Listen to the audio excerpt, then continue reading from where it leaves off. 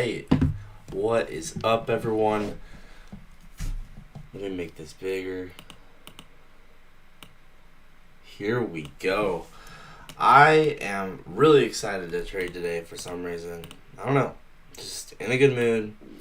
And yeah, hopefully you guys are all doing good.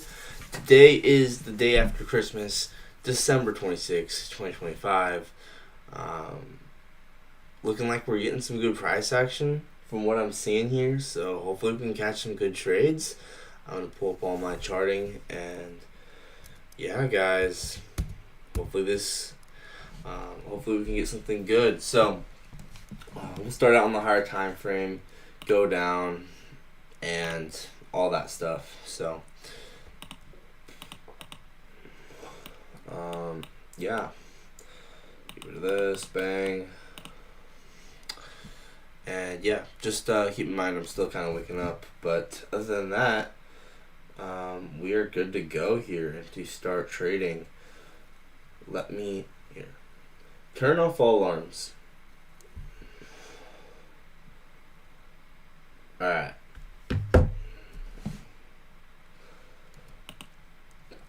So yeah, other than that, besides me still waking up,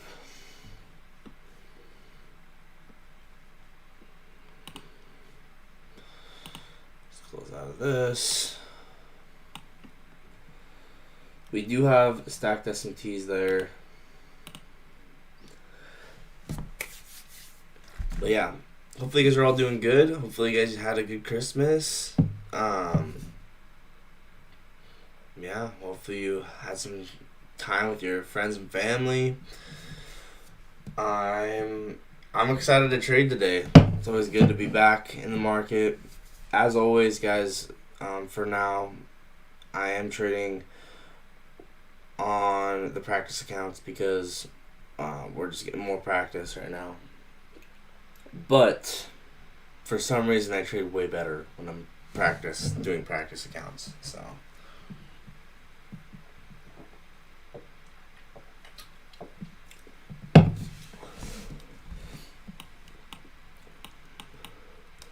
yeah, we are forming tons of bearish S&Ts here.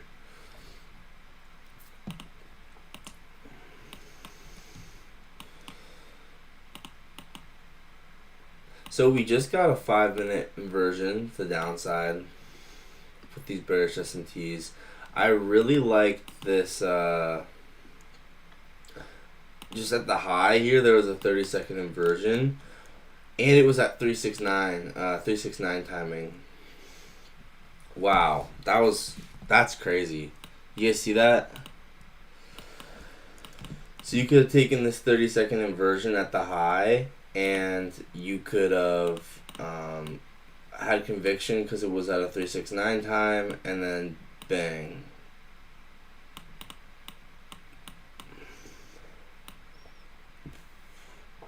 That's crazy. And then we're about to deliver to this LRLR here.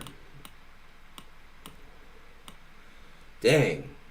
We got on the charts just a little too late. That would have been crazy nice. Y'all see that?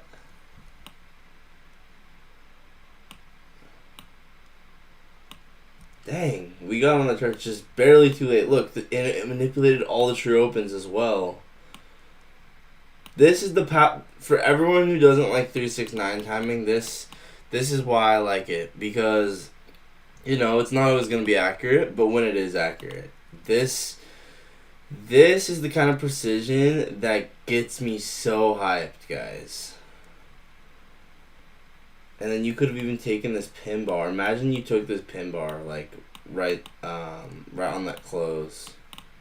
Bang. That'd be crazy. But yeah, good morning, guys. I'm still waking up. Man, this would be so cool if I caught this. Now we are having a higher time frame inversion here. The 5-minute inversed. The alert just went off for it.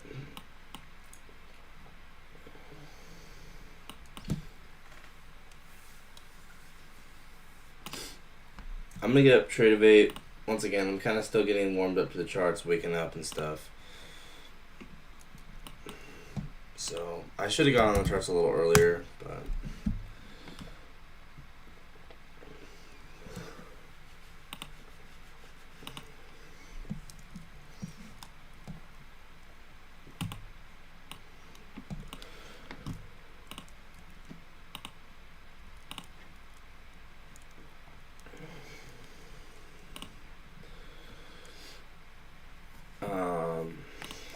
let's see here.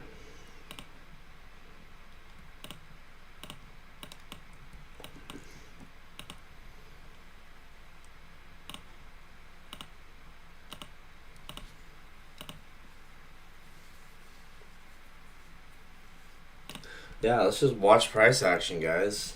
It's basically all trading is anyway. Let's turn off the executions.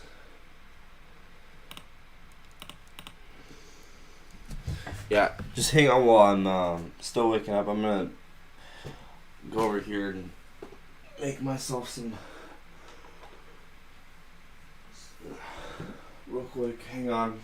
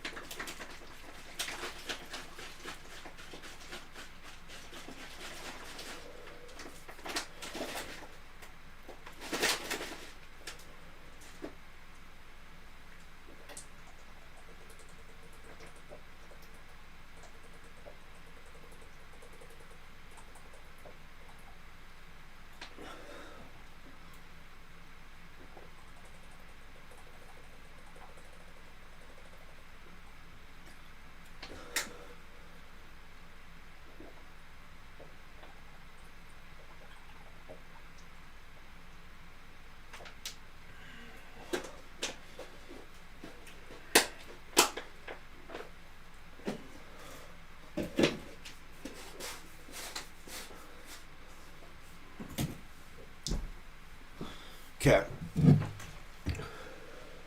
Once again, we are just prepared, ready to be reactionary for whatever trades we may see. So, top down. Let's go top down here. So what does the market want? Actually, let's go top down on the NQ con.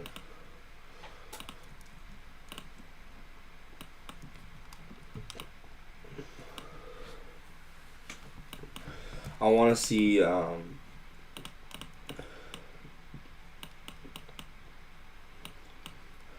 where's the most transactions within this. Yeah, so we're kind of already there.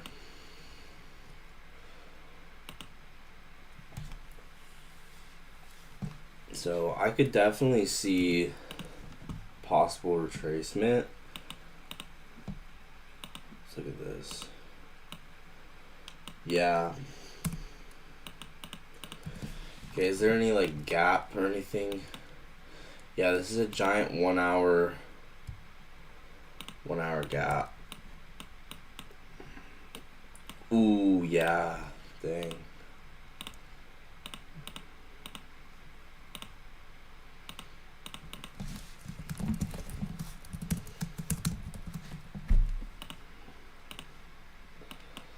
Now we have a 5-minute inversion off of this 1 hour for value gap.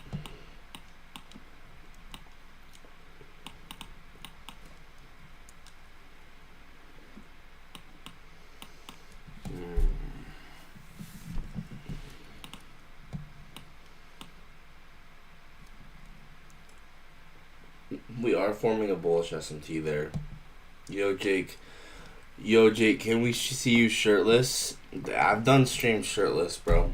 I I have on my Instagram. I have some pics shirtless. You should go look at that. Jake trades it.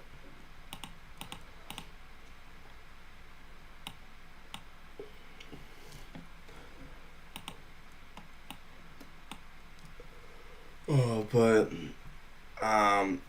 yeah, that's more of a London session, 3 a.m. type of thing. I don't know. I'm not feeling that right now. That's funny though.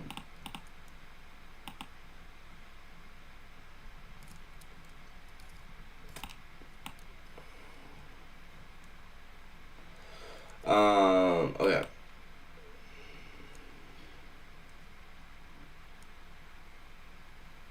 Do you think we will consolidate today? No, dude. I think we're getting movement right now. I think this is solid here.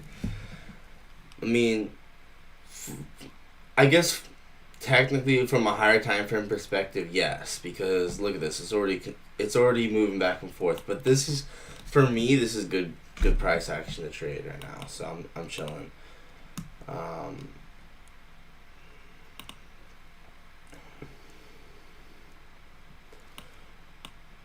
But yeah, I'm ready to execute. So let's see. We did get this inversion to the downside with SMTs.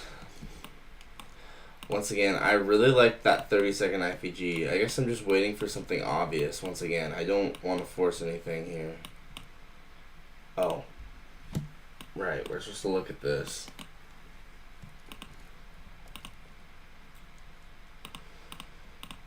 Yeah, a lot of time you just kind of just have to chill in the low time frame chart. The trade will come to you.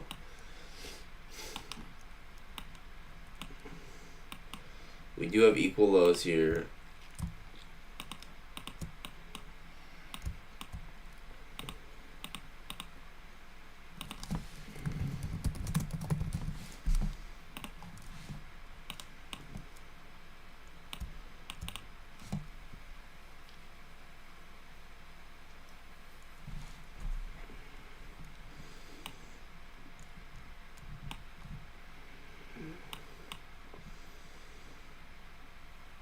I mean, this could be low resistance. I just don't know when. You know what I mean? Like, you always want to be thoughtful of if something's low resistance or if we're actually going to continue higher.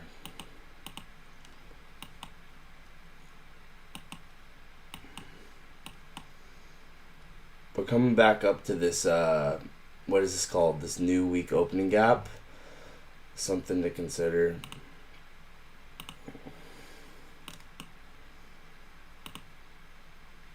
And I like to press this button in case,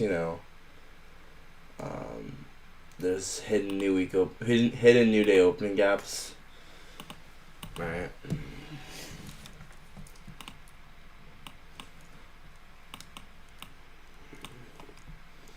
But yeah, look at how perfectly that true open got manipulated. It's interesting.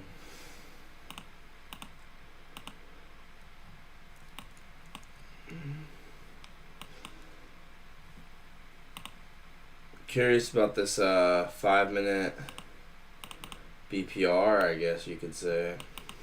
How do we interact with that?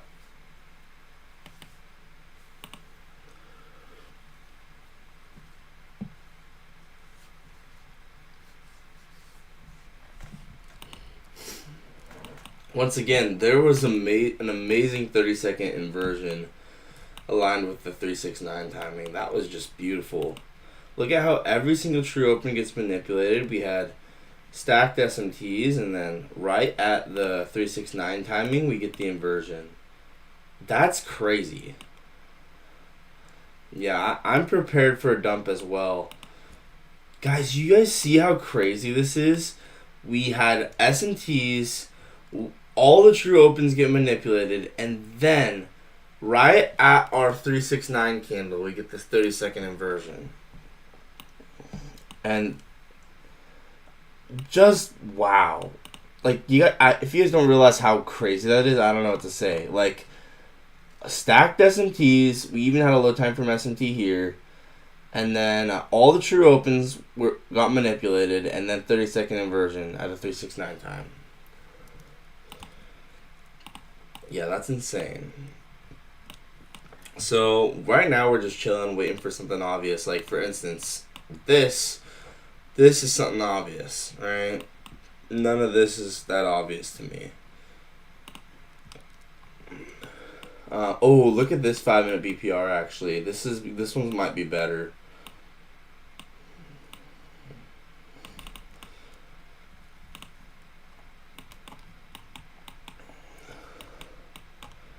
Okay, I might try this 30-second change in state off of the 5-minute inversion. Looks like we already kind of got it, but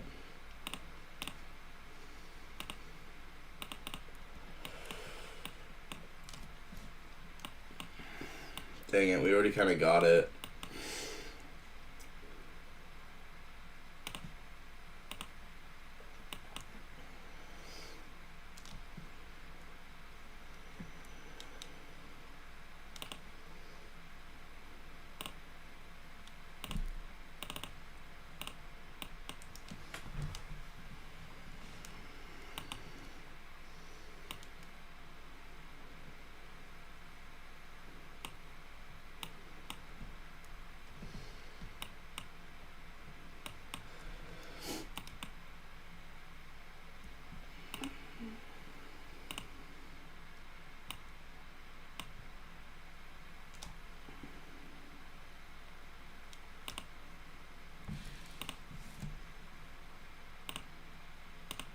Once again, guys, right now I'm trading sim, just because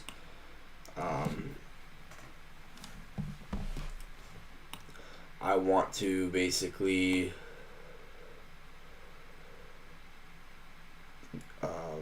keep getting more practice. But I like this 5-minute BPR, 30-second change in state. We already had the 5-minute IPG, so that's kind of the logic of it.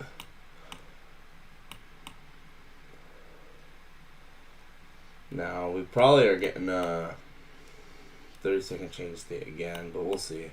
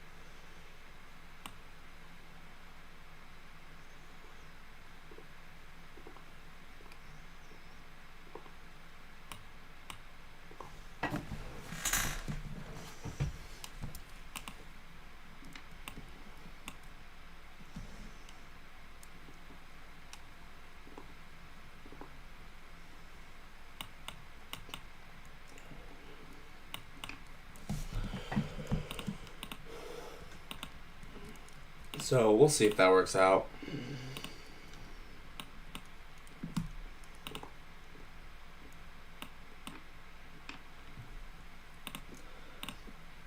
And then I might be prepared to take a different trade on a different account.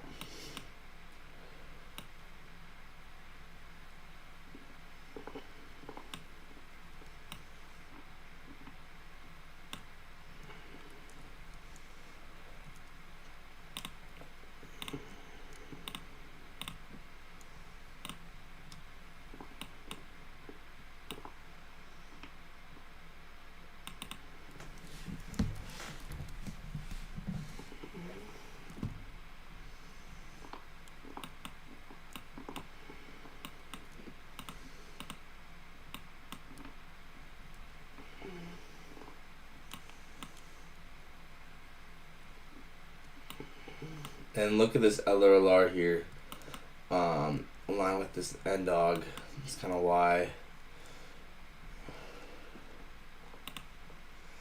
think we'll go down there. Once again, right now I'm just trading on sim just to get more practice.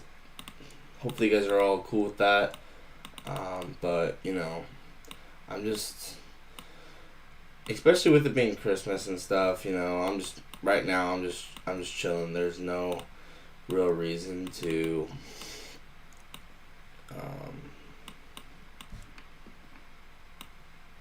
I don't know. To. The honest reason is I am saving up more money just to put more in personal. That is the basically the biggest reason. But yeah. So hopefully y'all are chill with that. But I'm still gonna record these trades as if they're real and stuff. So.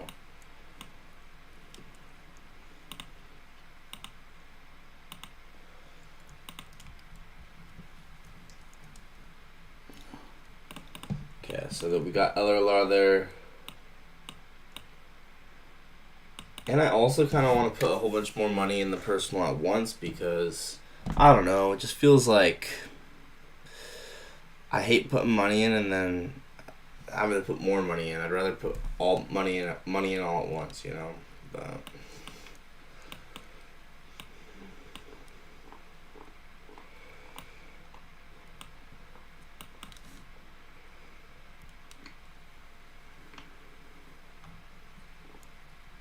W Jake Finances.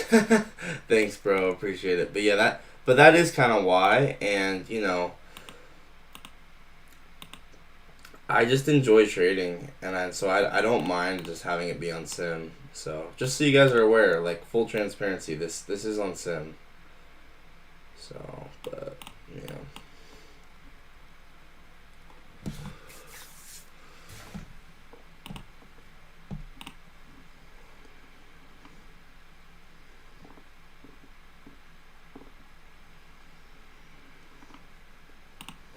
I really liked that 30-second IPG there. That was beautiful. That was so nice.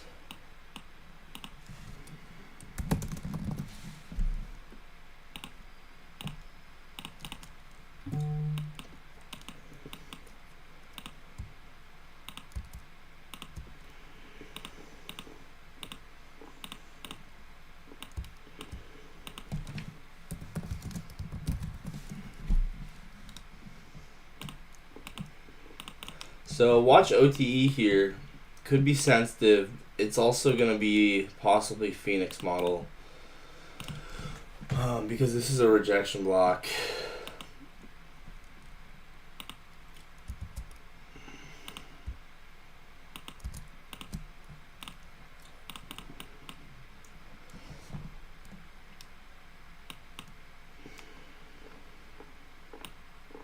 That's why I do have a pyramid entry there.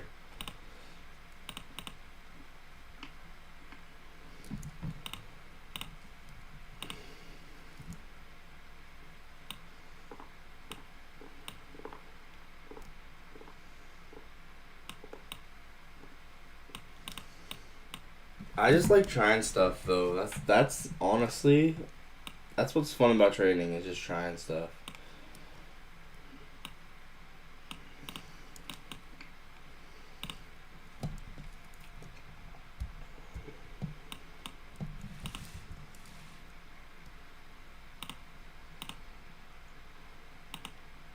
Order filled.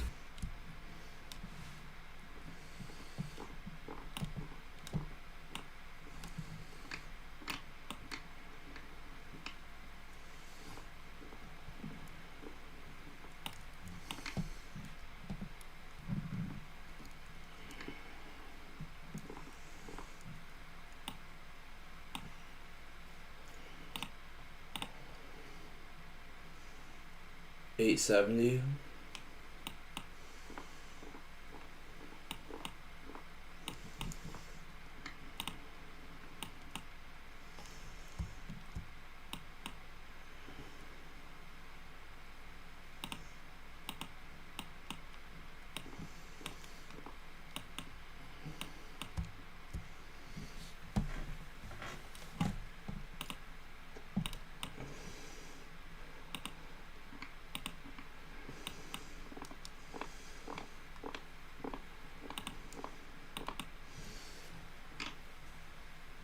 Stop filled. Oh, I just got wrecked.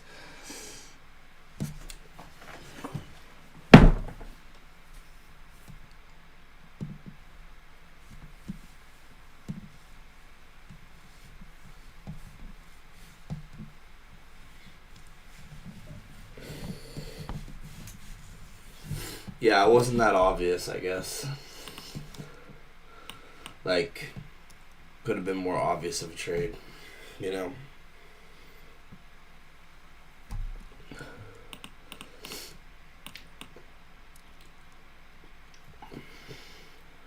Like, maybe it was a little forced, but I also do just like to try stuff, you know what I mean? It's complicated. I think it's worthwhile to try stuff, and so,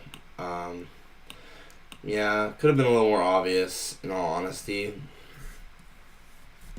Whatever. It was against bullish S&Ts below the true opens, so.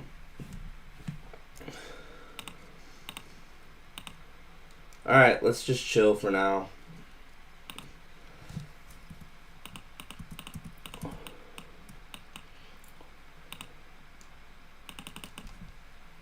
So that was, I took a Phoenix model on this account. Jake, how many trades do you take daily? I'm taking right now I'm just taking a lot just for practice, honestly.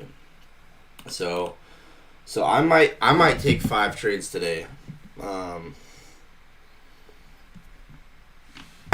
But that's just me. Not suggesting everyone do that.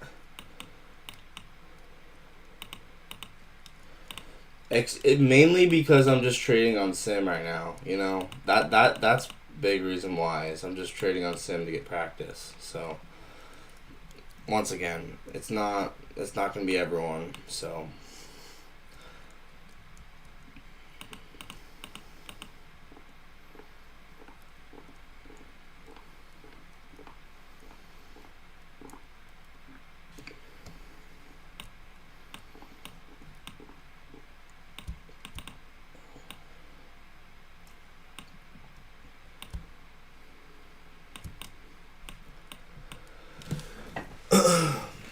So yeah, I will journal everything. I think that was just not obvious, not that obvious in all honesty. So and then we were going against bullish S&Ts there.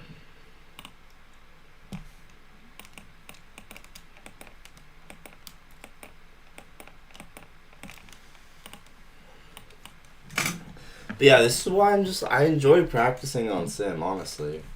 Like it's just fun. It's like, and it's very relaxing. There's so much more of a relaxing tone to trading when it's not real money, and I like that.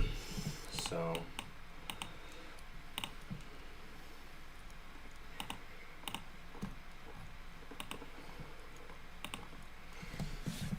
So yeah, I guess that was probably a little forced if I'm being honest. I mean, market structure is still breaking old highs.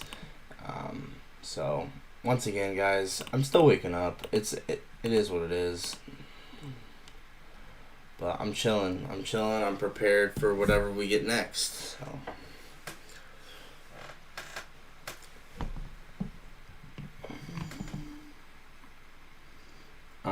I thought that was okay because once again, so you just have to understand why I thought that was okay. You can see we already had a 5-minute IPG to the downside, and if this IPG was to work out, like just understand this conceptually on the 5-minute. If this was gonna play out right away, then this BPR was the hold, right? You can just kind of see the logic behind why that trade kind of made sense, right? This inversion, if it's gonna deliver price lower, this BPR is gonna likely hold. Okay, let's look for a 30-second change in state off of that.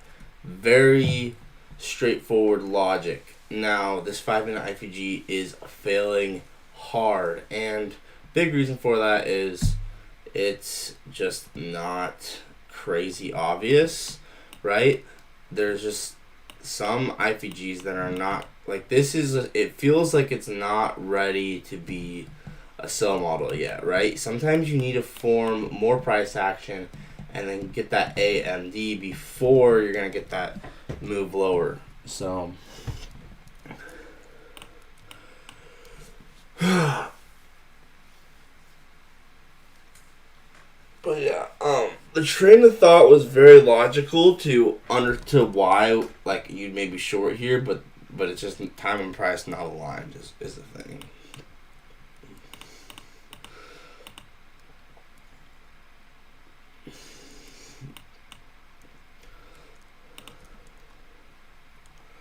Hey, that 30-minute outside bar played out. Let's go. Nice, Javier. Hey Jill, how's it going? Right now we're just chilling. Another very chill day. The day after Christmas. I am trading on Sim again. Hopefully you guys are all chill with that. Just kind of saving up money, and I don't feel like the need to risk real money right now in my trading. So I'm just chilling. Hopefully you guys are all cool with that. And I like getting more trades in and more practice. So yeah, once again that's just what I'm feeling right now. Hopefully you guys are all chill with that. We did just form this bearish SMT here with this 30-second inversion. Who knows if this does play out? It'll be interesting. It's not really an obvious inversion to me, but the Dodge indicator says it went off. So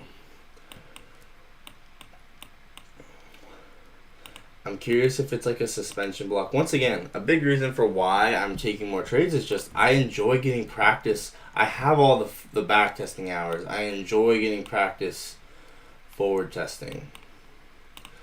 This is kind of a cool suspension block. I'm not gonna lie.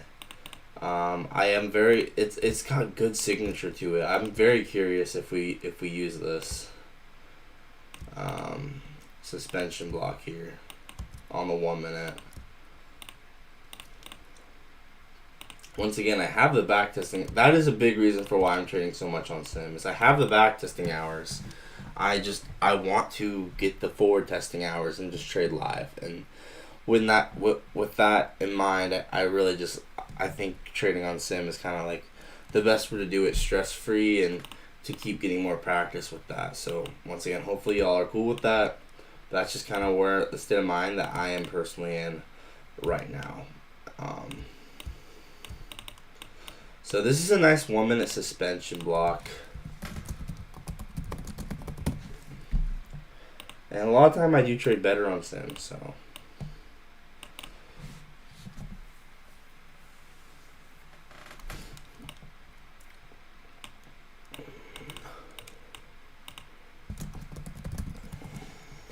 I'm still thinking we'll go lower. Whether it's now or later, I don't know, but.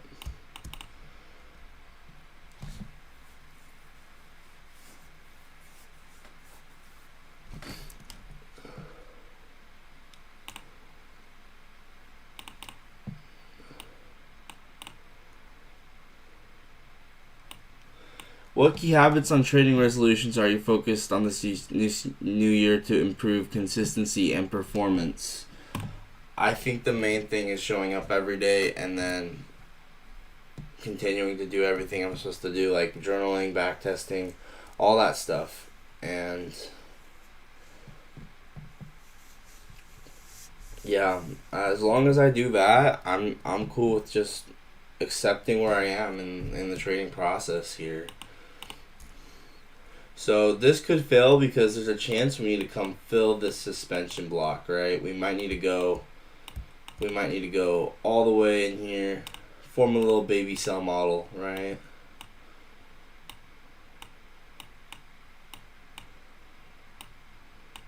Hey, but this is actually playing out, this pin bar, which is also a rejection block. Dang, wait, this is actually playing out really nicely. Hold up.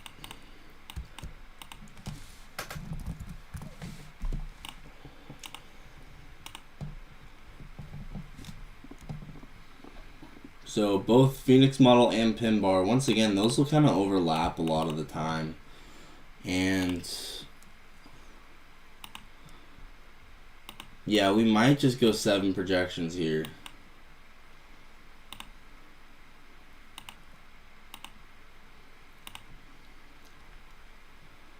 I should have tried that. I didn't. My mind didn't kind of register in the moment. Once again, sometimes your brain just doesn't register stuff.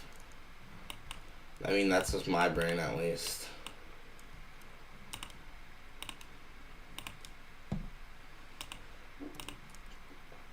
It's unfortunate because it's not bad, honestly.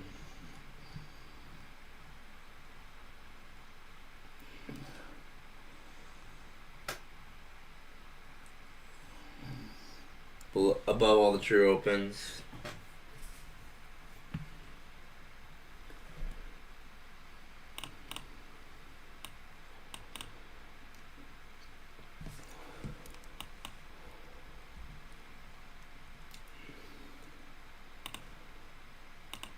Okay, I might try this as a soup then.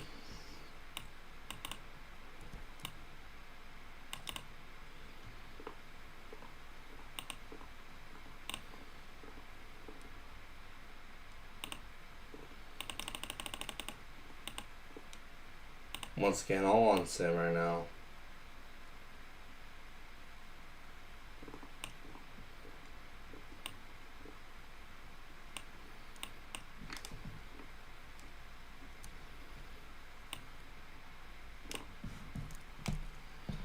Are you bullish for the day? I'm just going with what the market shows me in the moment. I don't have a predetermined bias here.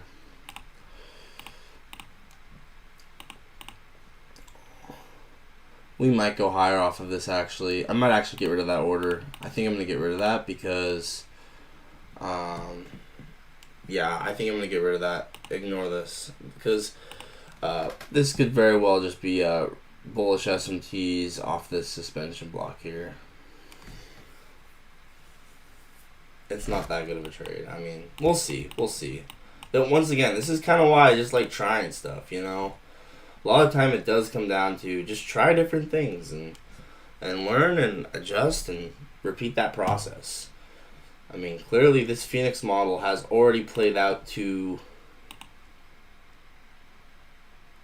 3 projections, right? Which is just very, very cool, you know? Just to see it playing out in live time. So, could it go to 7 projections? It'd be crazy. But yeah, like at the end of the day, like I'm not really scared to try stuff, especially when it's in the situation I'm in, which is I'm trading on sim, which is kind of why why I'm wanting to do it so much right now. It's because it allows me to get that practice with forward testing that normally fear would stop me from executing trades that would just give me that practice. And that's kind of where I'm at right now, guys. I'm just being real with y'all. I like getting that practice without having to have fear and have it change the way I take a trade, right? And I think there's value to that. But dang, bro, this Phoenix is playing out very nicely. And once again, 7 projections kind of being like the golden standard. 4 projections being nice as well. You can see we've gone 4 projections of the rejection block. So there's 4 projections.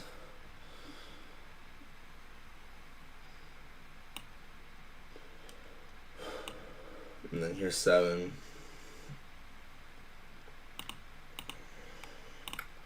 And then also observe how there's like no drawdown.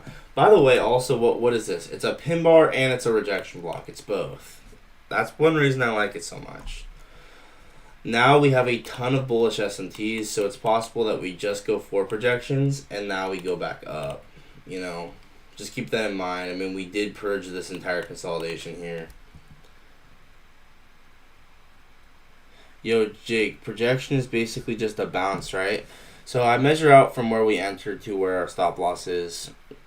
Usually it's a measurement of whatever PD array I'm using. So like if it's the pin bar, I'll measure out the pin bar and project out that pin bar. I'll project out the order block. I'll project out the breaker, right? It's just a projection of the entry to the stop loss. Usually it's about the size of the PD array. Or from the entry to the stop loss. And I'll just project it. That's what I mean by projections. And it allows you to get a simple way to take profit, essentially. So this is a suspension block that's bullish now as well, which is kind of cool. So 2-minute bullish suspension block.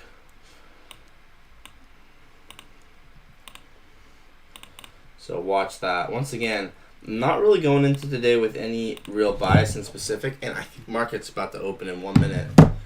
So 2-minute bullish suspension block, 15-second change in state. We just got it. All right, might try this.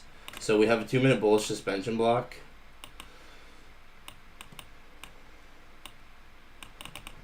Okay.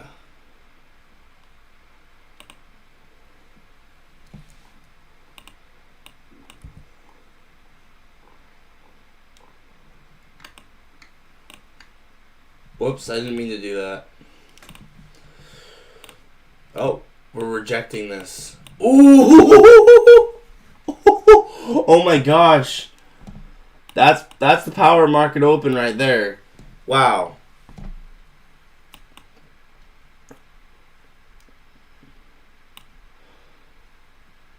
I still kind of want to watch this suspension block on the 1 minute.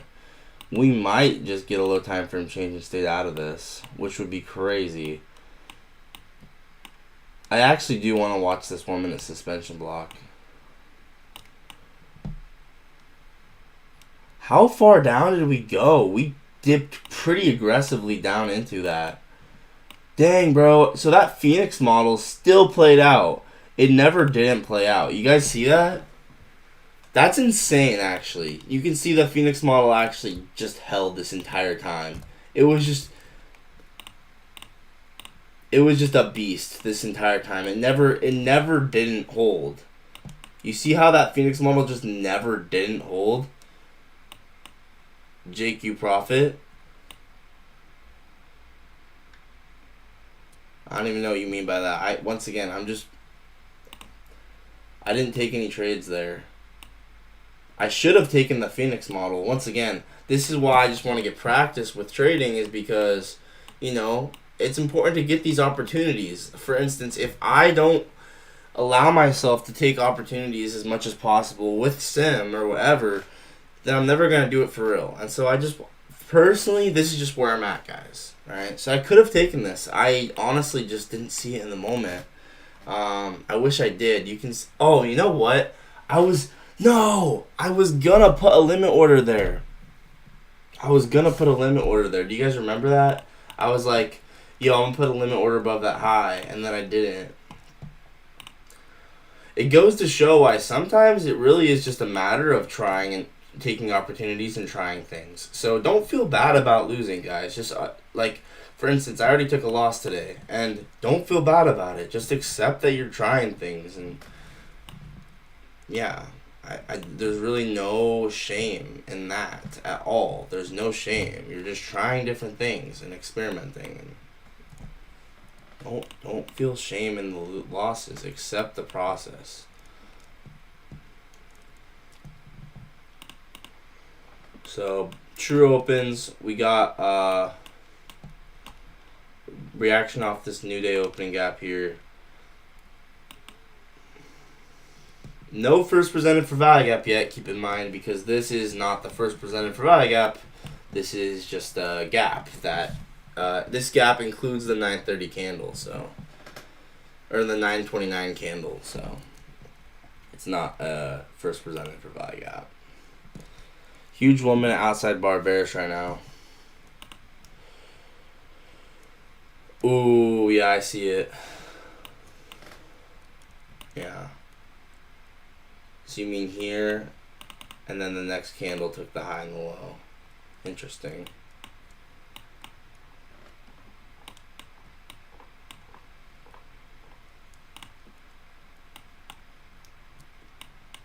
Yo, Jake, guess where it got rejected at the low? I don't know, man. High time frame level.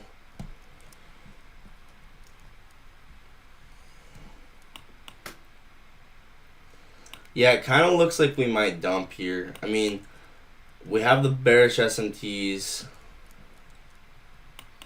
We have a consolidation below. We got the equal lows. This could be a draw on liquidity later on.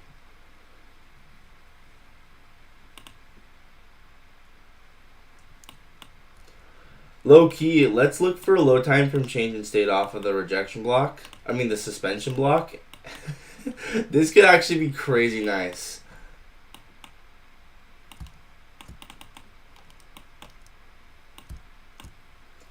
So watch the suspension block, and then I'm going to look for a 5-second change in state with a bearish SMT off of the suspension block. And then they go target the equal lows. I think I'm going to take this one on Trade-O-Bait.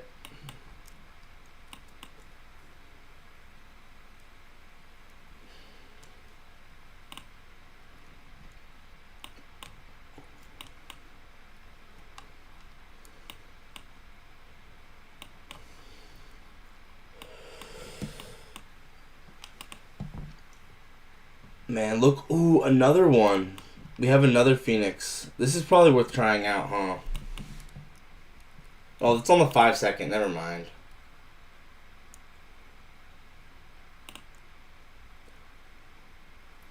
Too low time frame.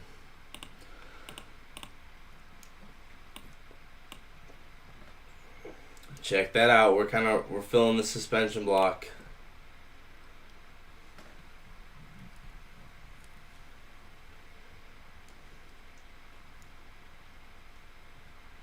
Ooh, you guys think that change in state is gonna do anything?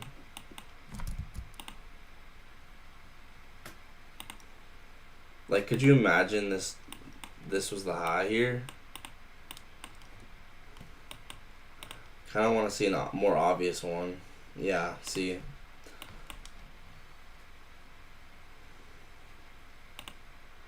Dang, I guess we're bullish. We're going through here. We're going through these highs. Is the first percent for value gap form yet? Oh, it's all the way down there. Oh, no wonder. No wonder. No wonder. We had a first percent for value gap right here. That also inversed this gap. No wonder, man. I was offside there. Whoops. So first presented for value gap, we probably got 5-second change in state off of that. Dang. Gotta stay on your feet, guys. Gotta stay on your feet. Look at that. First presented for value gap. And then what the? And then we got a 5-second change in state off of that right here.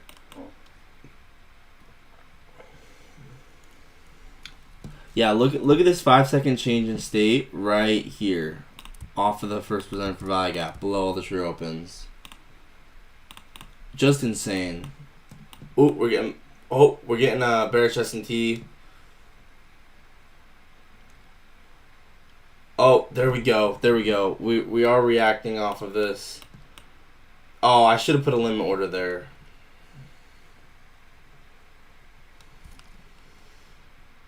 I should have put a limit order there on that 5-minute breaker. I still could. I mean, not the 5-minute, 15-second breaker.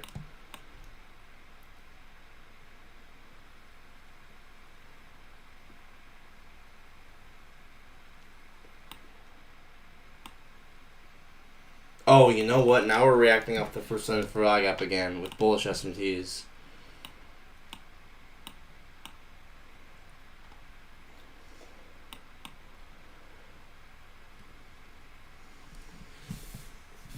Sorry for so much chaos on my chart right now. Whoops. Okay, we just got an inversion on the 15-second off the first center for value gap. Yeah, price did hit this end dog.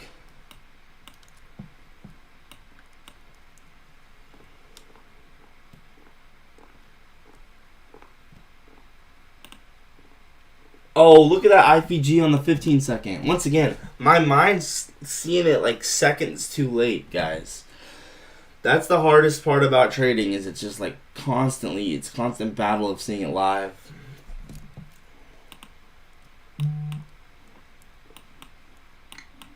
Oh, and then also we have all these bullish SMTs off the end dog.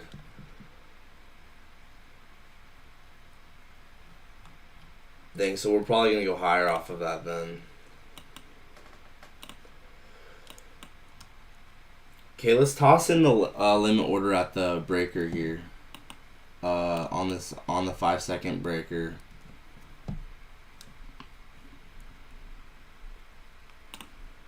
Once again, just to try things.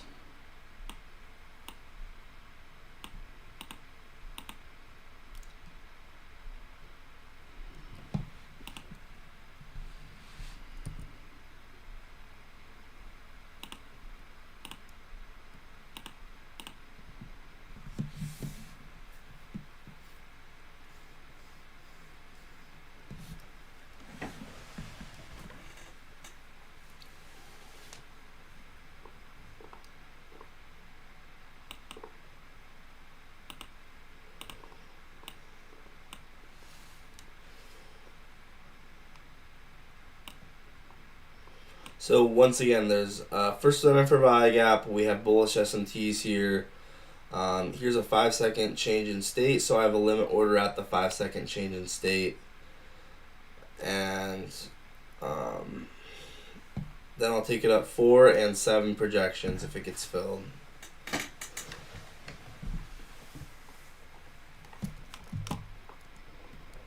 With also this higher time frame A, M, D, right? With this being the Judas swing. So it kind of fits in the higher time frame narrative. There's higher time frame bullish SMTs. So I wouldn't be surprised if this goes up straight up to 7 projections. You're going to try shorts? Okay, I'm going to stick to this.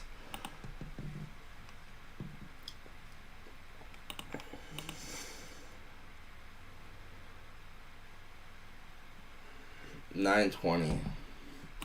Yeah, I mean, this definitely could be Phoenix model right here. Look at that rejection block.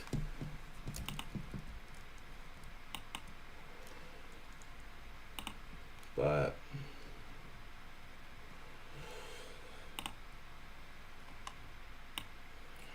I don't know, there's bullish SMTs and stuff.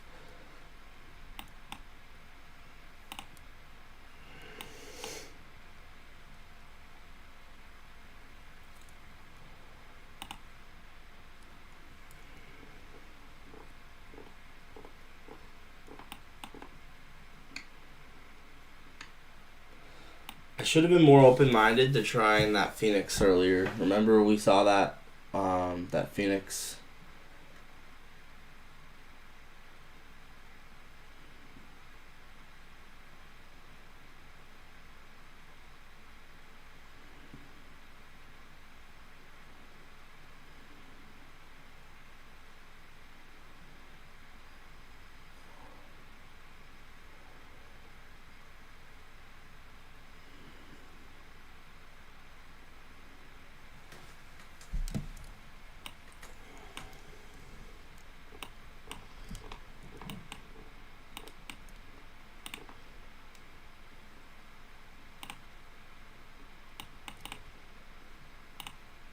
But yeah, we had all these bullish SMTs below the true opens into the end dog. Oh, you know what? I forgot to check for news. Nothing. How's my Christmas, bro? How exactly do you look for trades? I just look for whatever I see.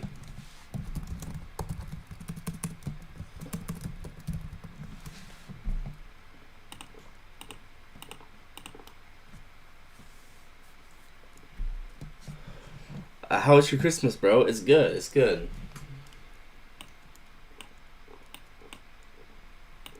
Okay, let's see if this plays out. This could be interesting.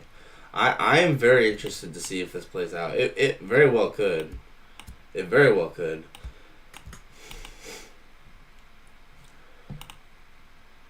What was the best gift you got? I got some nice hoodies, which I'm very grateful for because I like hoodies a lot.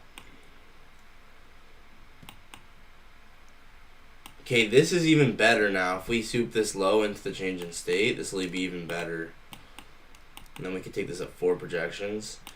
But I need it to come down here.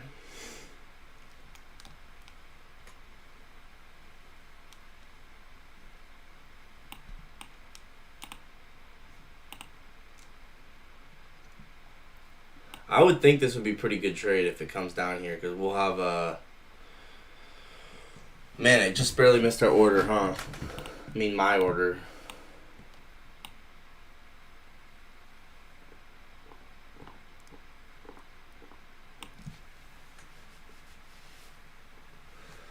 So, to answer your question, Coffee, it's basically just like, I'm looking. The main thing is AMD, right? I'm looking for AMD. So for me right now, I see on the high time frame we have accumulation, manipulation with all these SMTs into the new day opening gap. It went below all the true opens, distribution, and then I go on the low time frame and I see accumulation, manipulation, distribution. So you're kind of in your head, you're kind of combining lower time frame AMD with higher time frame AMD, and then you look for an entry to get on side with that AMD. That's kind of how I see it.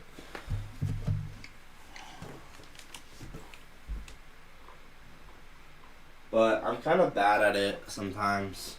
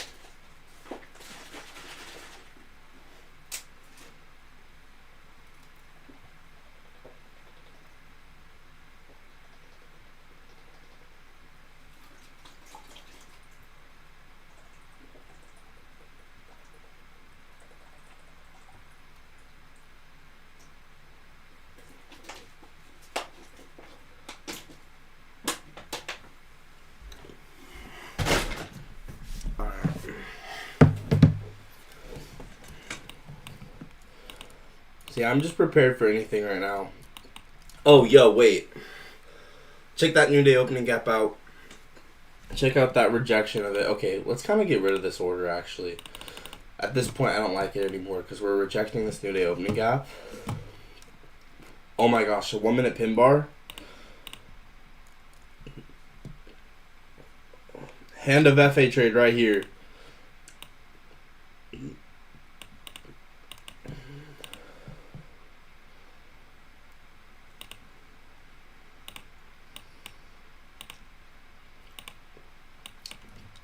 Hand of FA right here. Come on, fill us. Let's get filled. I'm taking this down 7 projections if I get filled. Order filled. I'm taking this on both.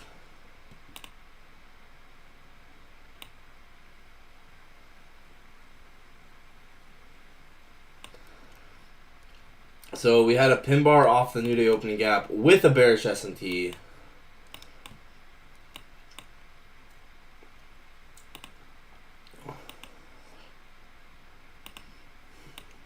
Actually, no. Let's just take this down 4 projections. Wait, oh no, the RTH gap. We do have the entire RTH gap below.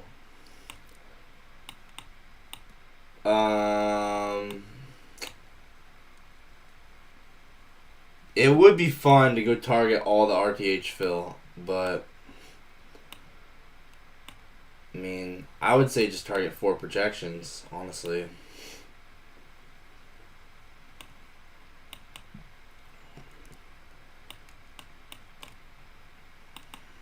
I'm gonna pyramid 1 here at OTE.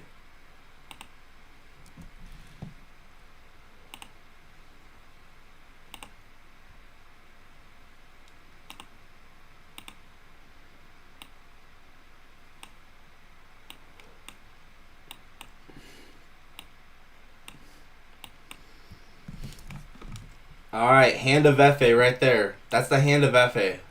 You guys see that live? Hand of FA. So I'm targeting 4 projections here. Once again, you have to have such a reactionary mindset. I see that New Day opening gap. I see that pin bar form. I'm putting in that limit order. I'm putting it in. You have to have a reactionary mindset. So now we're breaking this low. We formed a fair value gap. Let's see if we continue.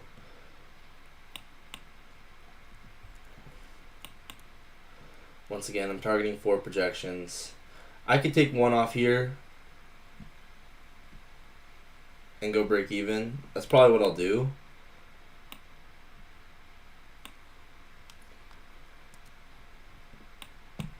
So I'll take one off here, go break even.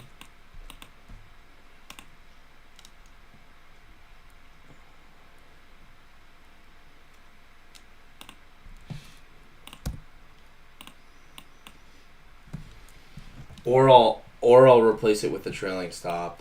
We'll see.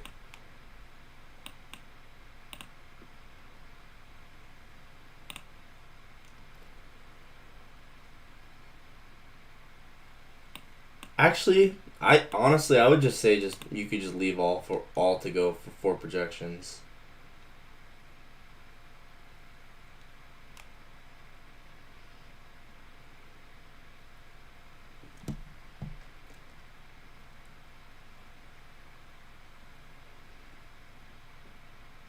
Okay, I'm replacing with the trailing stop right here.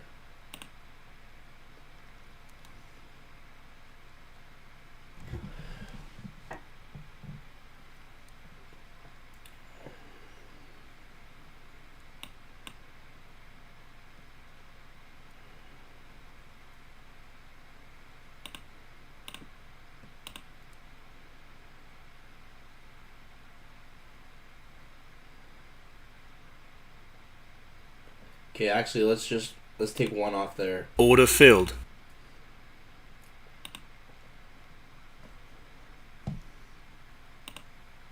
Oh, that just hit. That just hit TP.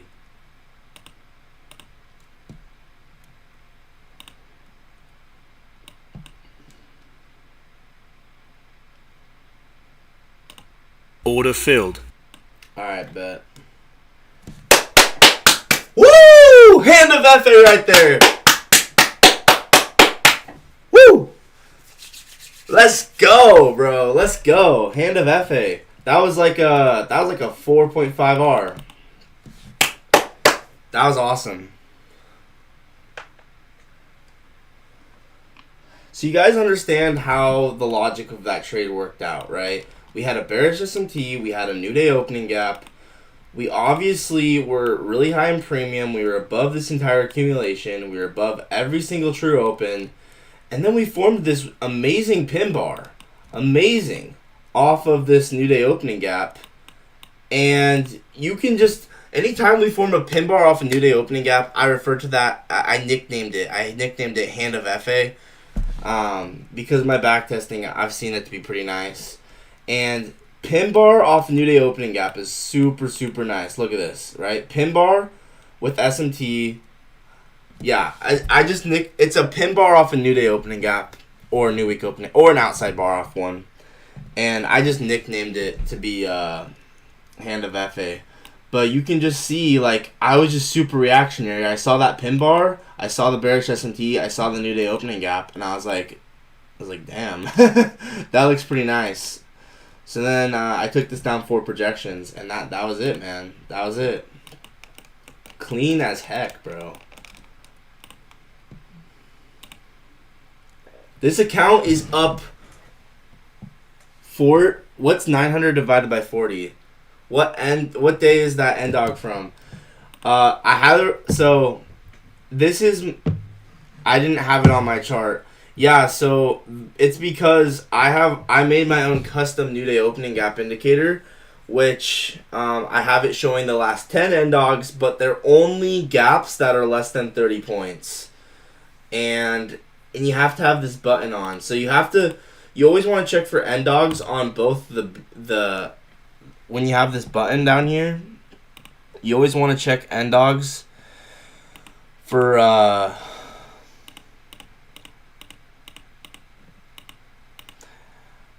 you always want to check NDogs. How do I get this smaller?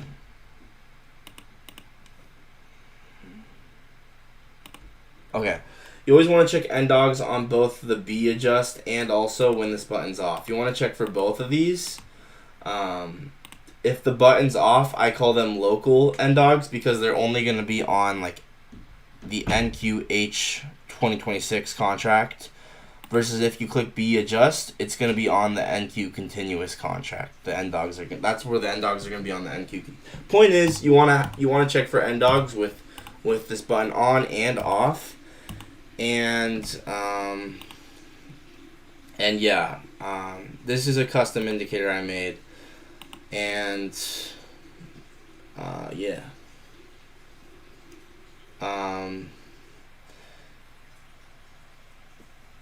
Same with this one. If you guys want access to my custom ones that I made personally, I'm making it part of the thing, the YouTube membership thing that you can get. But it's totally extra stuff, guys. It's totally extra stuff if you want to support me. But you don't need it. But if you want extra stuff, you know, you can get it with the membership thing. But like I said, I'm giving everything for free on YouTube. I'm just helping everyone for free. So hopefully you guys get that, but it's super cheap if anyone wants it. But yeah, this is nice because once again, it's custom, so I can I can change the opacity of the NDogs, I can change the amount, and I can make it only show gaps that are less than a certain amount of points. The regular one doesn't do that. And I've never seen, I don't have it, there's not an indicator that's like this, the Ghost in the Machine one, where it shows all the true opens at once. So that's kind of nice. But, yeah. That was clean. I might take a little break. After that one. That was clean as heck. What was that, on the 1 minute? Yeah, that was awesome. I think we should post that in the Discord.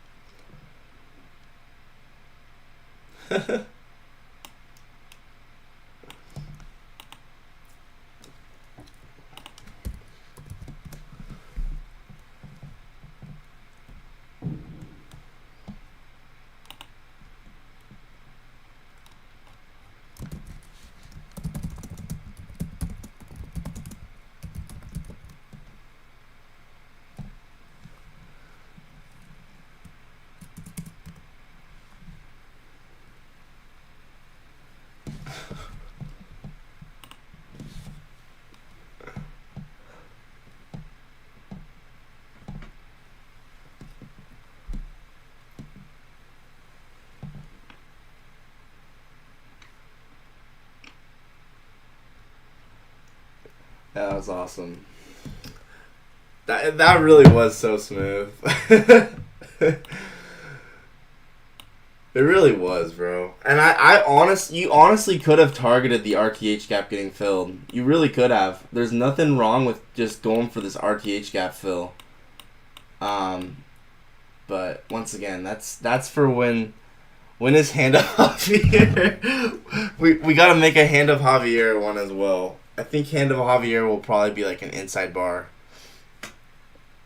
Hand of Javier should be inside bar off of a New Day opening gap. That's probably what we'll do. Hand of Javier will be inside bar off a New Day opening gap. Oh my gosh. Y'all are funny. That was so cool. But like I said, guys, we do have the RTH gap below, so at this point, it's kind of looking like AMD to the downside. I would not be surprised if we go fill this, but we'll see. I'm going to take a break, get some water, and I'll come back.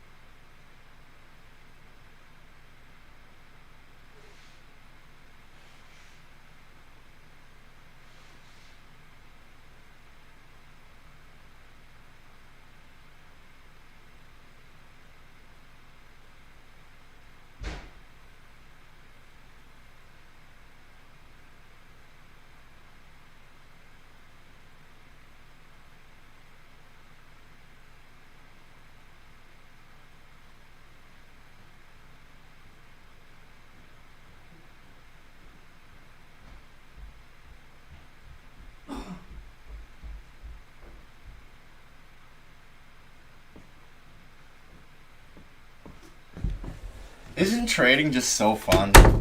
Like, you can't tell me this is just fun, bro. Like, smacking 4Rs off end dogs with a pin bar at 7 a.m. Washington time in the middle of the dark, dude. You can't tell me this is just fun. This is just vibes, dude. Straight vibes.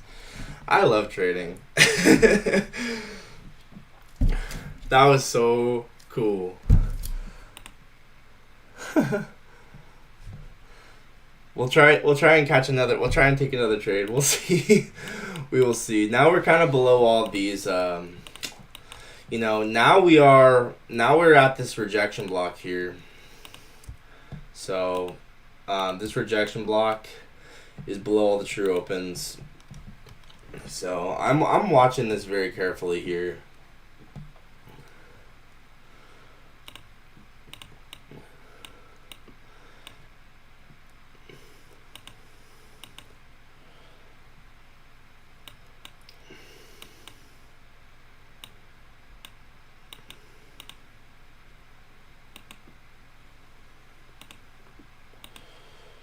Once again, just trading on sim right now. I just, enjoy the practice, enjoy the forward testing, enjoy the process.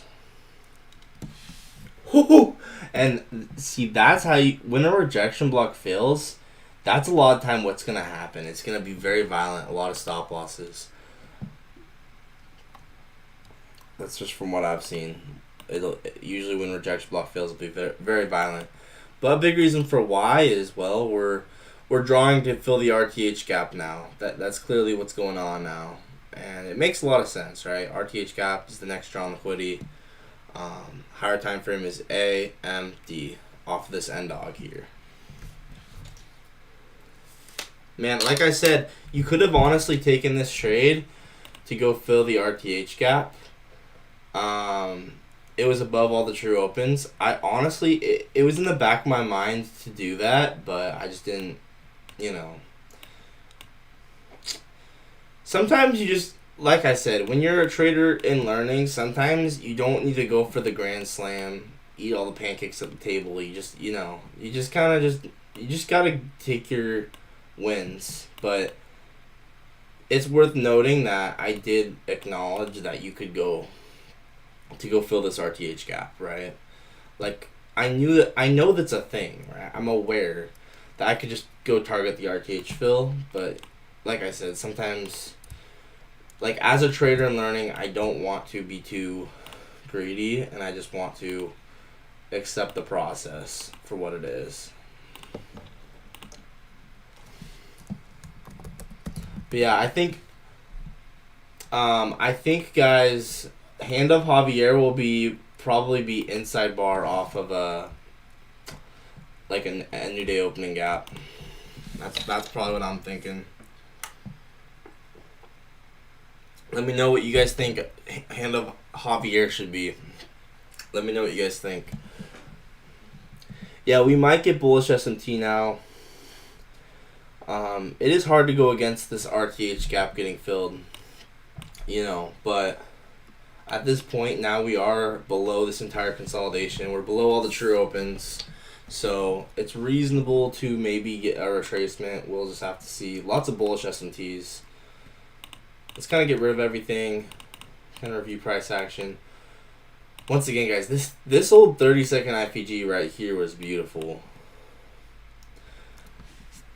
What's RTH gap? So it's the gap that forms overnight between the close of New York session in PM and the open of the next day's New York session. And it's basically the gap between the highly liquid New York price action and the overnight price action, which is not as liquid. And the reason that matters is because of that liquidity imbalance. It's not as liquid in New York, or it's not as liquid overnight versus New York, so the market's going to want to draw through that old overnight price action to stop the people out in the previous New York session. That's basically why.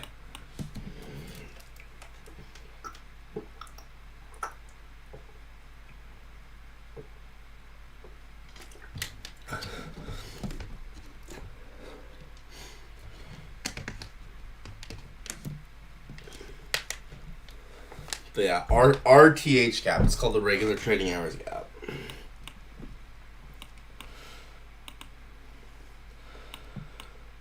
So yeah, bullish SMTs. We'll just kind of have to see. I mean, once again, take every trade I take with a grain of salt because it's all just out of enjoyment of the process and enjoyment out of being a better trader. I'm never going to be perfect. I'm going to make a lot of mistakes. And just to understand that, but, you know, right now I'm just enjoying the process, enjoying executing trades, trying different things, and learning, and, you know, accept that I'm not perfect, right? I'm so imperfect as a person, as a trader, and all that, so the question is, guys, do you guys think we're going to continue to go fill the overnight gap? Or do you guys think these bullish SMTs are going to be strong enough to pull us back up into this consolidation? We actually came back up, rejected the old first presented for value gap. You know what? I actually want to watch this first presented for value gap because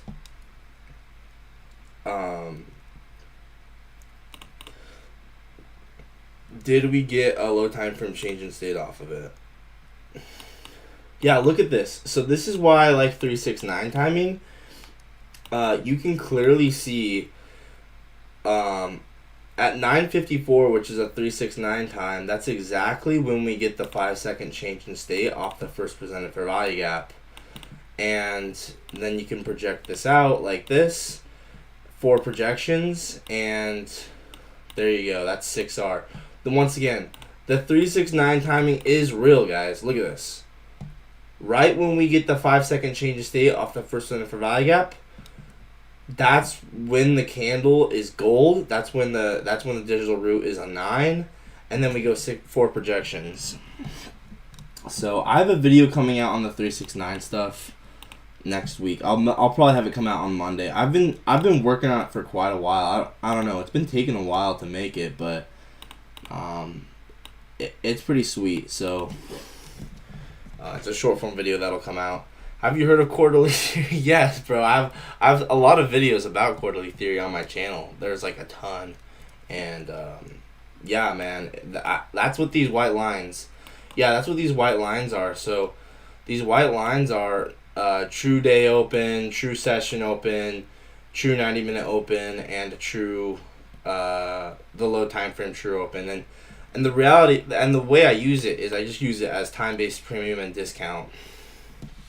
And it's I mean, quarterly theory, it's advanced. Most people don't understand it, but it's super precise. It adds another layer of precision onto ICT and smart money concepts. It's like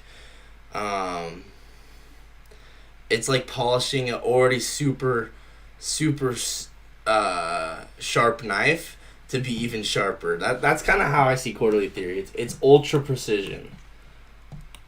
I mean, you can see here all the true opens get manipulated, right? But yeah, quarterly theory is awesome. I have lots of videos on quarterly theory, and I plan on continuing to make more new ones. You know what's interesting? Oh, we should check to see. There's a pretty decent chance this was a precision swing point.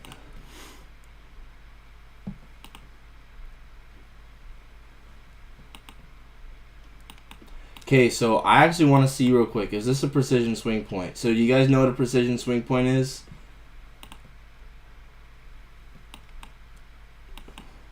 Damn, it was, bro. It literally was. It was a precision swing point. So 9:45, this candle is green. Wait. 9:45, that candle's green. 9:45, that candle's red. That's crazy. This was a precision swing point as well. So it was a... Honestly, guys, I might just nickname precision swing points to be supercharged pin bars. Because, I don't know. Sometimes I just want to simplify it so it makes sense in my brain. And I'm not going to lie, it's just basically a stronger pin bar. That's what it is. Why'd you say nah, Viraj? What were you, nah to what?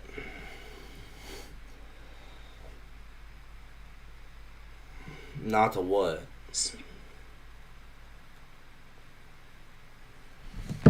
Nice, there's 4 watching. Let's go. So I'm prepared to maybe take something else.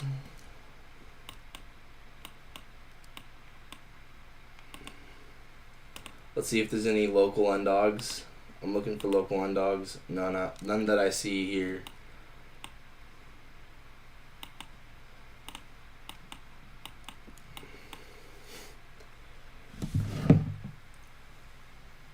Oh, if I heard of something. Oh, makes sense.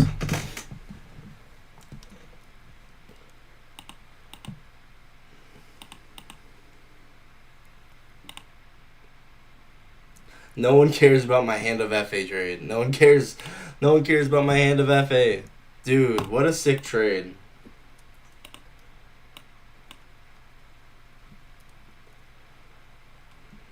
So, but we are, honestly, look at this. The bodies are respecting this new day opening gap. I might actually take this to short.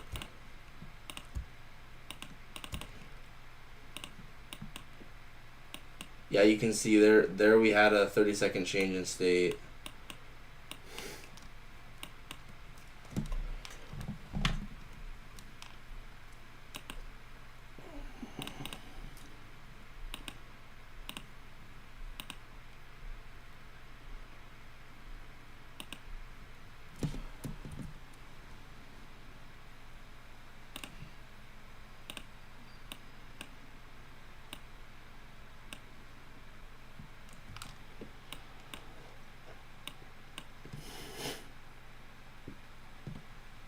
Dang it. I wish I saw that on the close. I would have taken that on the close. So look at that. We have a new day opening gap, and then we get change state of delivery off the new day opening gap. And I would have taken that on the close like this. But I didn't see it. Alright, that's whatever. So there you go. New day. So that's called my shadow model, where you get a change in state of delivery off the new day opening gap. But I didn't see it live, so it's fine.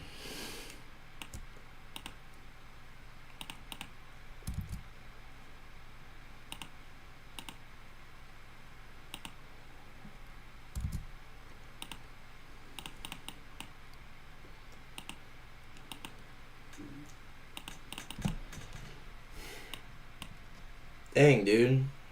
Look at that new day opening gap. Look at the precision on that. Crazy. Let's go, I got a sub.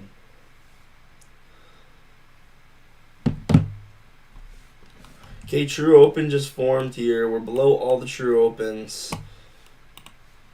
I do want to see, it's very possible we get a reaction here. We are at a 5-minute gap.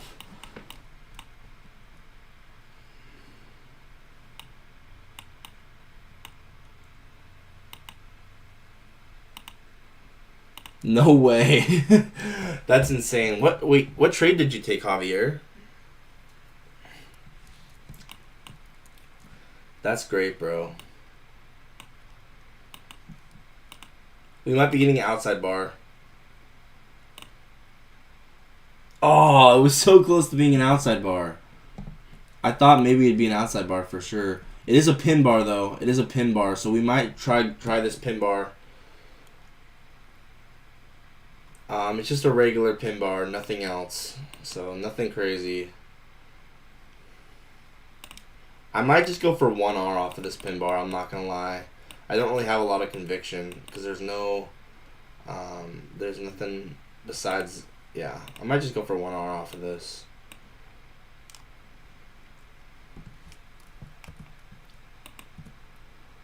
Oh, why am I looking at NQ?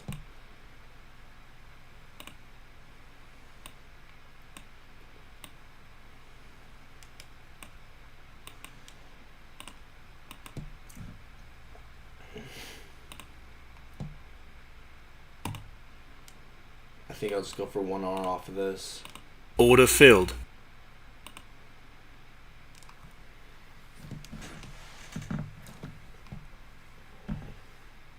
Not looking so good on that.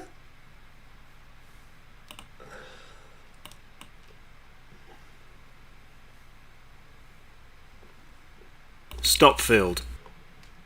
Okay.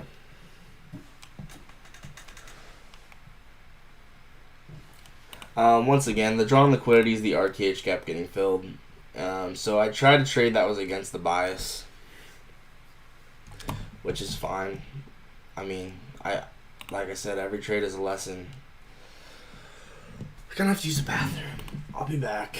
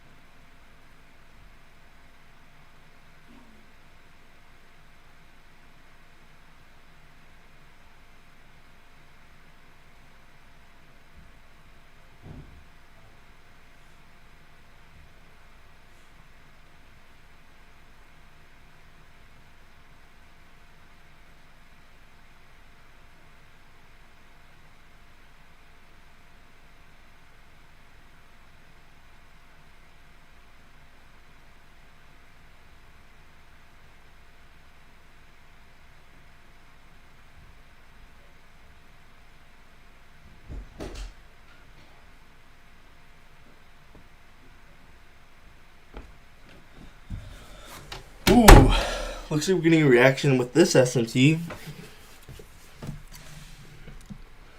Some kind of inversion here. But the question is, are we bearish? Because we might be bearish. It might be higher time frame AMD to the downside. I don't know. I mean, it is a gap. It is a giant 1 hour gap. You went short at 920. Dang. Yeah, that's clean, bro. But what was the trade? What kind of trade was it? Ooh, look at the 369 timing right there.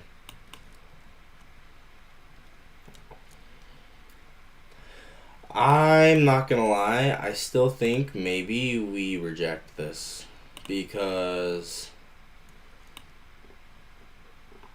we'll see. I mean, yeah, I'm not entirely sure of anything, so we're just gonna chill.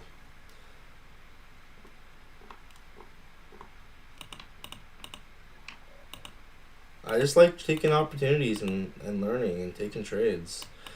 We still need to fill this RTH gap. You can see how it's unfilled, which has me sus. Then again, all the true opens were manipulated to the downside right there. So you could make the case it's bullish because of that, right? That is a reason to say, hey, we could be bullish.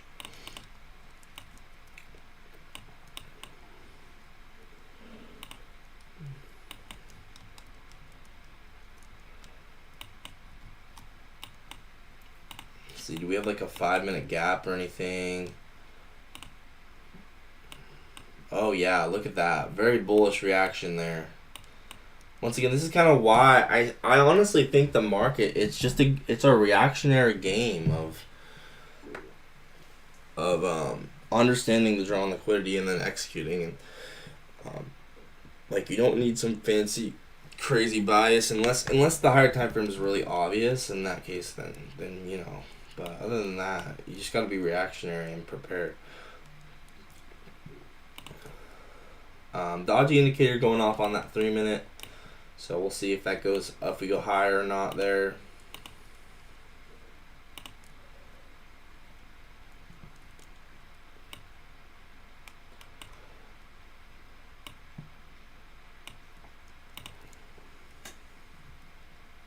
I wonder if having more end dogs is beneficial.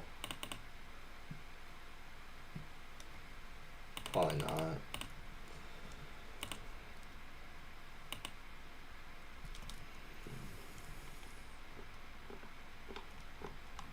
But yeah, I'm ready to execute whatever, honestly. The first presented for value gap was nice. We rejected it very nicely on the sell side of the curve over here. So look at this, right? Just beautiful change in state off of this, aligned with 369 timing. That's pretty cool. Honestly, I'm not opposed to taking shorts if we come back to this and then, you know, reject it again.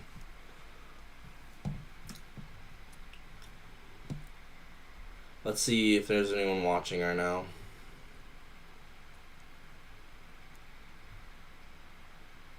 Three watching. Nice.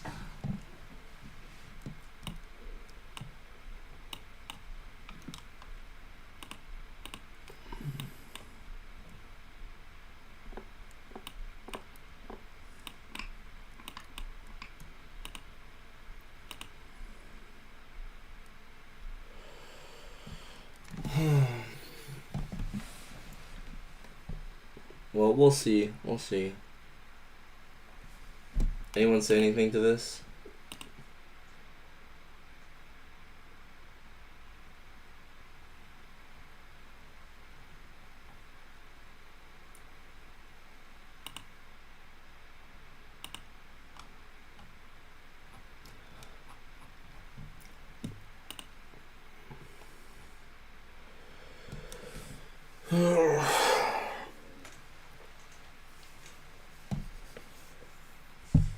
What are you guys thinking right now? Let me know what you guys are thinking.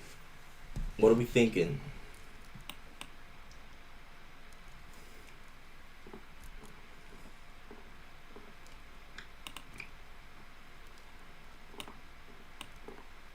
Man, this 1-minute change in state, aligned with 369 timing, was actually really beautiful. It really was beautiful. I'm not even gonna lie, guys. We probably had a 15-minute gap too. Yeah, guys, I'm thinking bullish. I think you can clearly see here, this is a 15-minute implied for value gap because I'm merging these two candles together. And then we have a 1-minute change instead of delivery here below all the true opens. See how we have bullish S&Ts and we take out all the true opens, and then we get a 1-minute change instead of delivery aligned with 369 timing. This looks very bullish, guys. So higher time frame, I would think, is now in a buy model.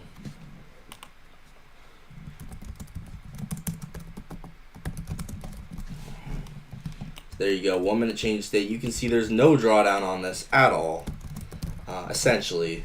right? We end up changing state of delivery at a 369 time. We backtest the body of it perfectly right there.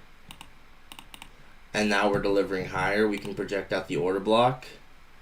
And you can clearly see how the true opens allow you to have that extra level of precision, right? The true opens form right before the order block. We go, final manipulation occurs below all the true opens. And now we've gone up 1 projection. And then now we'll go up 2 projections. And I think likely we could go up 4 projections here. It made a breaker. Yeah, so we could look for... since we already have this outlined as a buy model here, we could look for a low time frame change in state off this breaker. This is also likely going to be a 2022 model as well. So, what do you guys think? Let's go ahead and try for this. Where once again we're anticipating to be a buy model. You could just enter right at this 1 minute change in state retest, which is what I might do on this account actually. So I'll set a limit order for entering on a retest on this account. But then I'm gonna try and get a little bit more precise on the other account.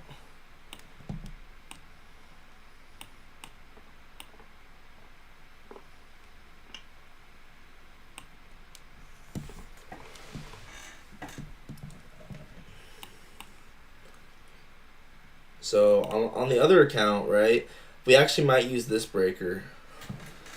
So hold up. Let me get rid of everything real quick.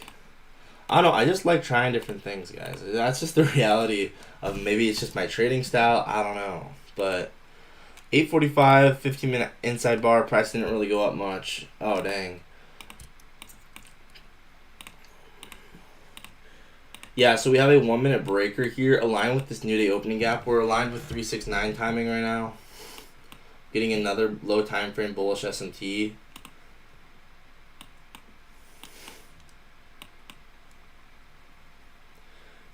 Utilizing this Reaper for value gap here.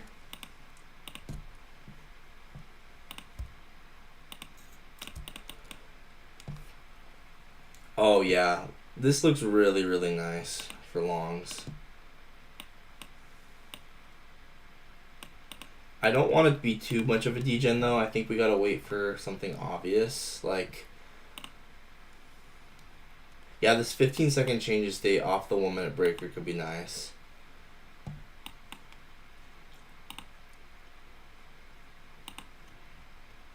But I like this Reaper gap here.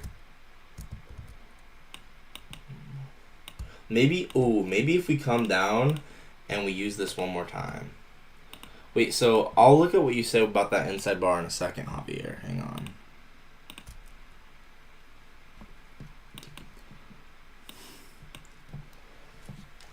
Guys, I might try a little bit of a degen trade, honestly. I might try a little bit of a degen trade. I was gonna say if we come tap this Reaper, I might just put a limit order there, but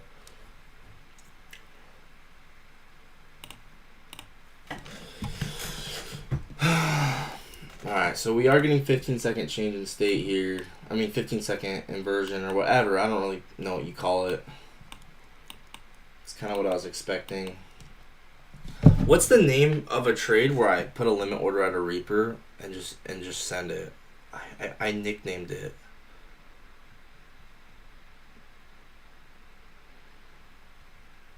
Yeah.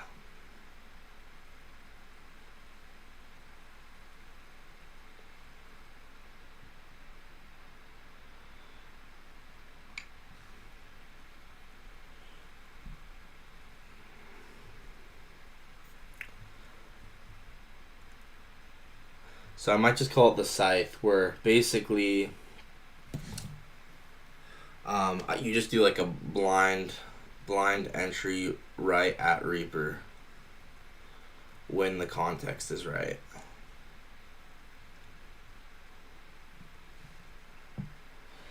Yeah, so anytime I refer to the Scythe, It's just basically going to be like whenever I do a blind entry at the Reaper gap, and from my back testing, I've seen that to be nice, right? You can clearly see that being nice right here, right? And it makes sense though, because what is going on when you do a blind entry at a Reaper gap? Well, you're already basically, as long as the context's correct, you're already entering at a breaker, just in discount. So it's more of an optimal entry. And then remember, breakers are essentially order blocks. So every breaker block is an order block. So what's an order block? It's a change in state. So yeah, so a Reaper gap is just an ultra precise lens on a higher time frame change state delivery. So if you really think about it, it makes a lot of sense. So if anytime I refer to the scythe, it's just going to be like a blind entry right at a Reaper when the context is right.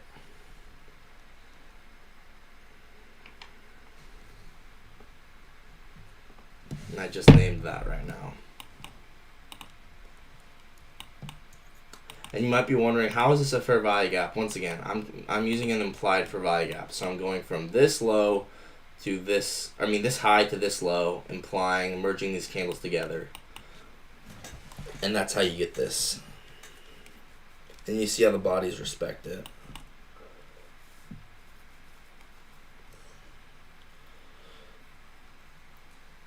But this is really nice because this is also a new day opening gap. I forgot to, Jake, what's your end goal for trading? Make it my full-time income, obviously. I don't know why I wouldn't be that, right? Past that, anything else is bonus. Like, if I'm making, all this extra money, great, but once I'm doing that, I think I would just want to help other people get to where I am. I'm not really, like, a greedy person. I just... Like, once I have enough for me and making a full-time income for me, then I want to help everyone else that wants to do that to be able to do the same. That's probably my end goal, is just making it in trading, making it full-time income, and then helping others do the same. Whether it be, like, literally, if it's for free, I don't really care. Like, I want to be able to just help people who want to do that be able to do that. Because, once I'm making money, I don't need to, have other people to, I feel bad for all the people that get scammed and stuff from all these fake mentors. And just, I just want to be one of those real dudes in the trading world that actually just helps people, so. Jake, what strategy do you use for bigger profits? So, there's lots of higher risk-reward strategies that are... you're gonna get really high RR. Phoenix model, go watch my video on Phoenix model, but that's gonna be one you're gonna get really high RR on. So, but higher RR isn't necessarily better, because it's higher RR. There's more risk to it, right? So just keep that in mind.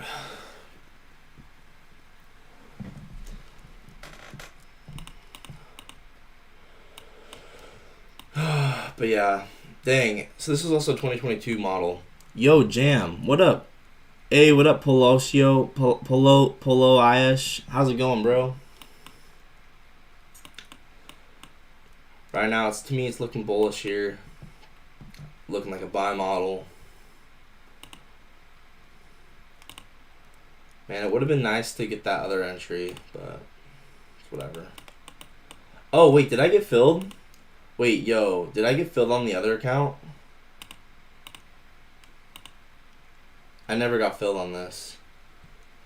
Dang, because if I put... Yeah, whatever.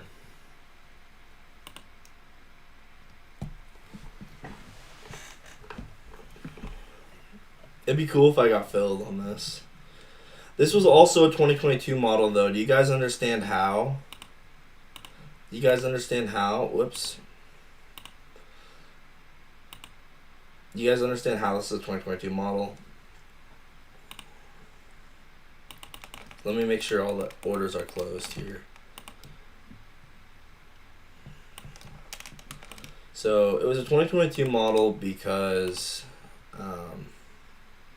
are you funded, bro? Nah, I just trade my. I'm trading personal nowadays, and I prefer to do that.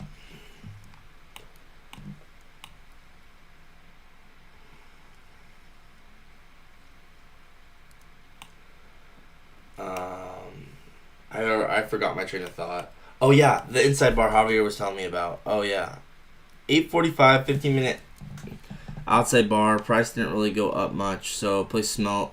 Oh, that was earlier when you were telling me.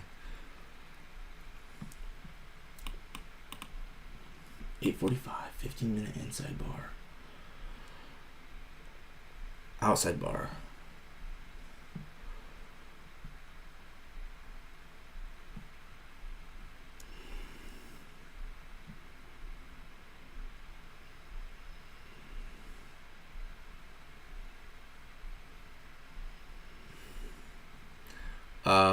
Anyway, I lost my train of thought. Check the inside bar. Inside bar, on what time frame? 15-minute? 30-minute? 1 hour?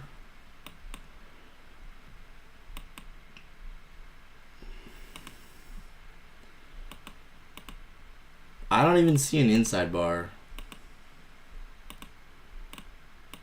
I don't see an inside bar. Oh, the 5-minute? Looks like we already took the high on the 5-minute.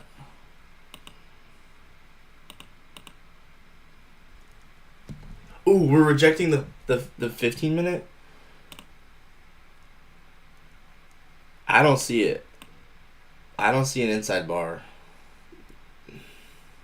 Maybe I'm on the microcon. Nope. I don't know. I don't see it. Send me a screenshot. But we might mark high and low.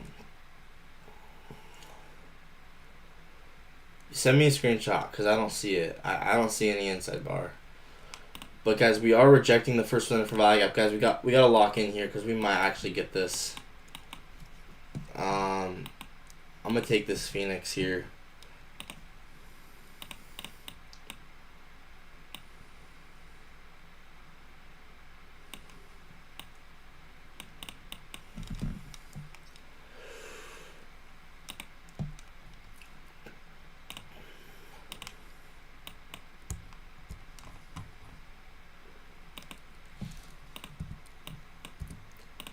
And the reason being is because it's a first strike.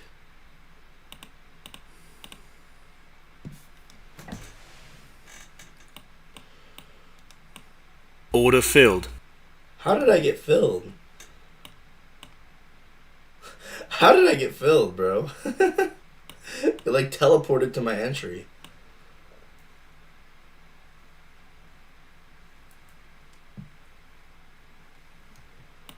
That is crazy. How on earth did I get filled there?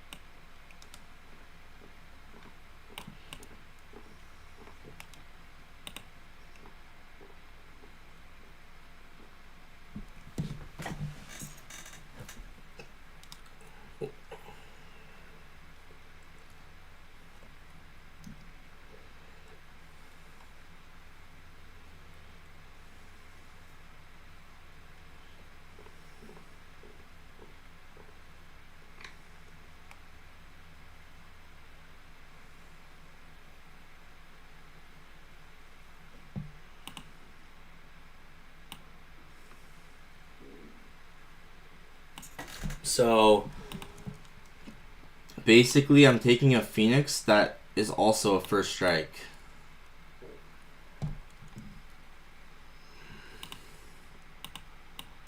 So on here I'm going to take this as a first strike.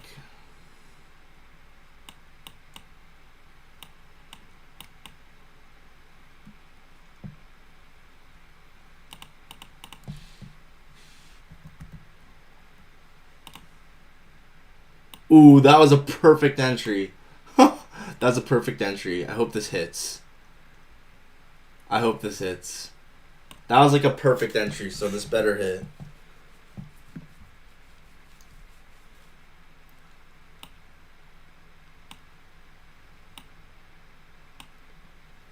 And then it should be like above here.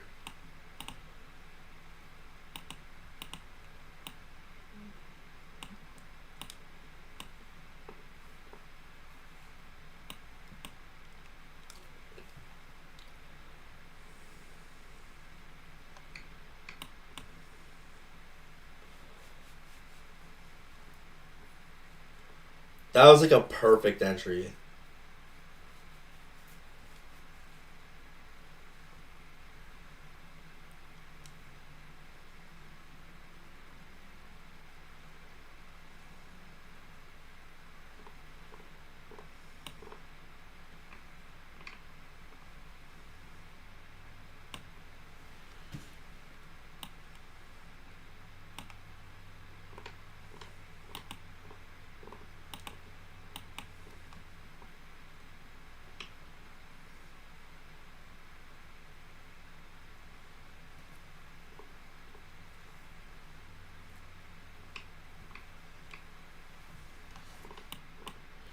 I'm gonna go break even on this one.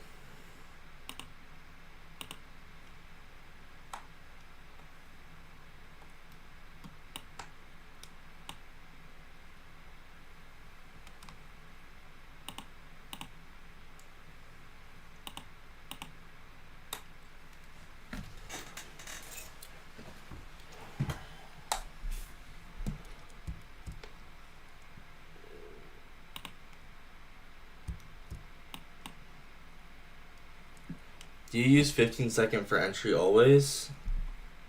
No. Sometimes I use 1 minute, sometimes 3 minutes, sometimes. I mean, it just helps because I just like to be precise. Stop filled. Dang it.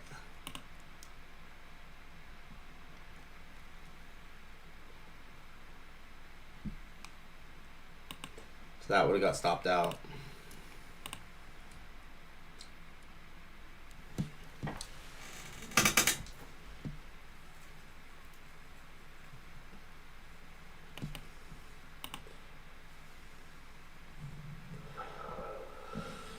Oh man, the annoying part about trading is this. Now I have to journal every little thing I do. What time is it? Eastern time. Okay, so it's not quite 11:10 Eastern, which is chill. So I took a Phoenix on the other account, and then I took a first strike on this account, and this one got stopped out.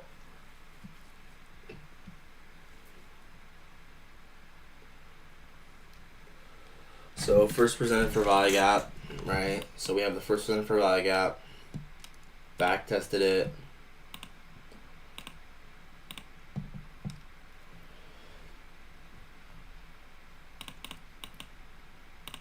And then 15-second change stayed off of it. You know, it could have been more obvious that we were interacting off of it, in all honesty. So that'll go for my notes.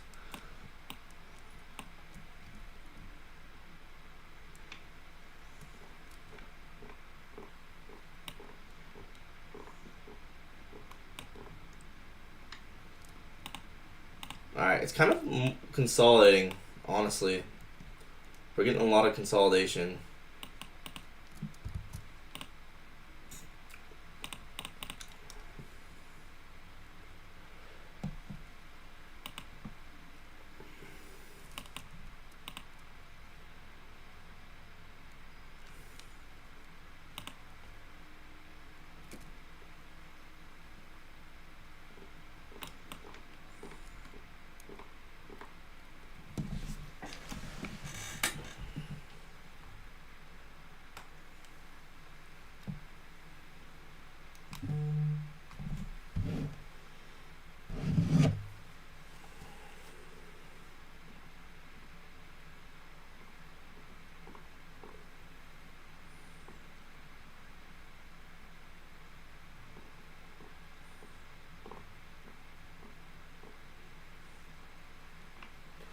Alright, we just got that at a 369 time.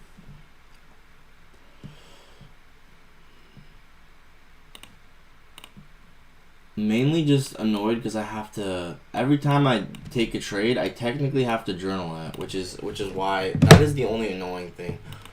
Which is part of why, like, sometimes I'm like, maybe I should not journal, but nah, but then that holds me accountable because, you know, I don't want to overtrade.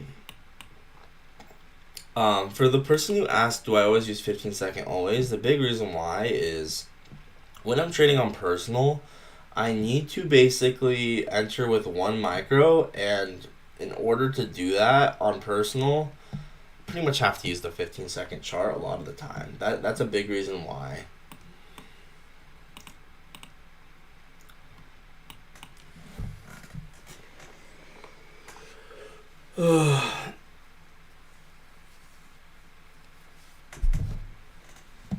Well, yeah, let me know how you guys are all doing. What you guys are thinking right now.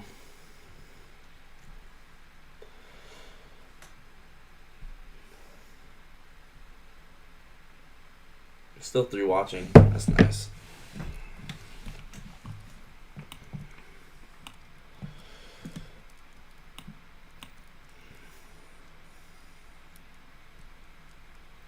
And I'll try and do all the journaling today on stream. Sometimes I'm thinking sometimes I'll do it on stream, sometimes I'll do it off stream. So it just kind of depends.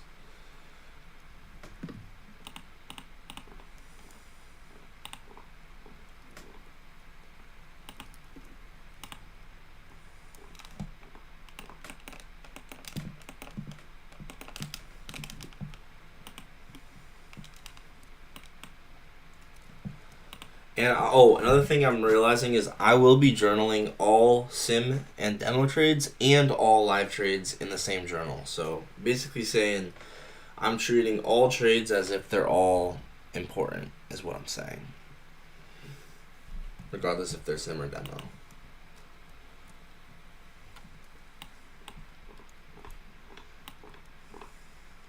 This could be Phoenix with this 15-second rejection block. Oh, you sent it. Oh, I didn't see that you said that.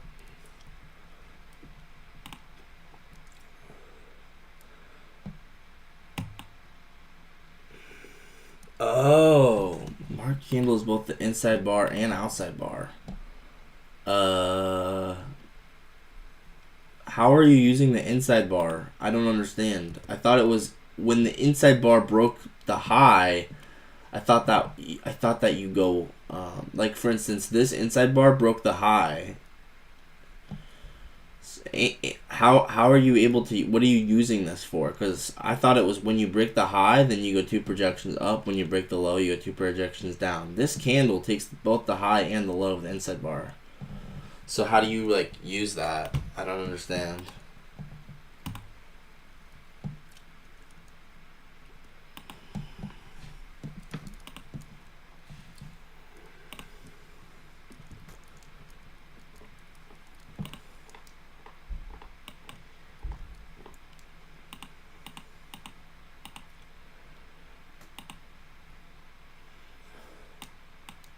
But yeah, we might need to go fill the RTH gap still. Pay attention to the first presented for value gap. We still might utilize this again.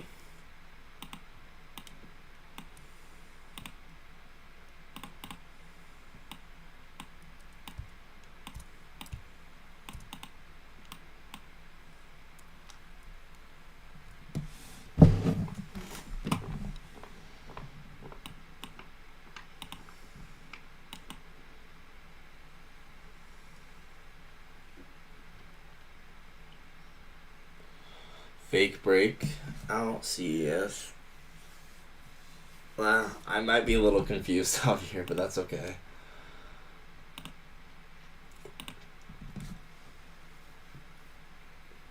So is a fake inside bar. How do you know if it's gonna be a fake inside bar? I thought inside bars. Yeah, I don't know how you use that.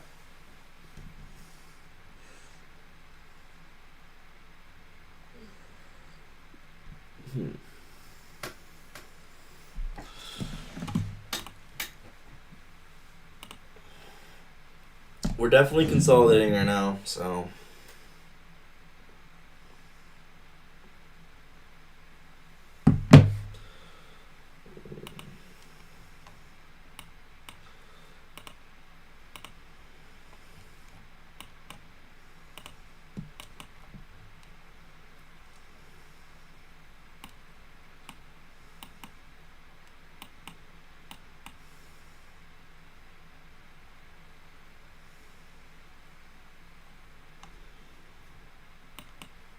I'm looking at ES. I don't know. I see the inside bar.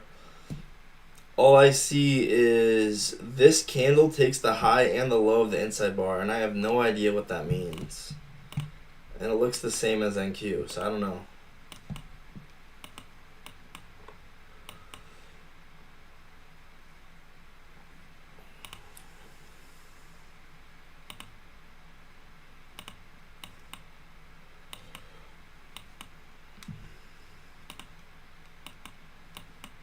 Right, looks like we might be getting AMD off of this first presenter for value gap. All right, sounds good.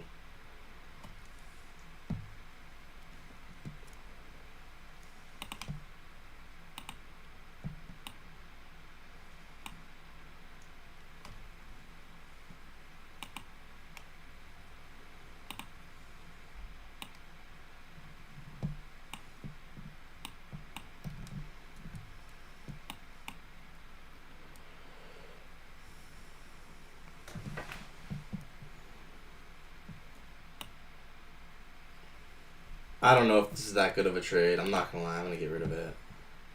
It's probably not worth it. Just because there's equal highs and stuff. It's not worth it. It's not that good.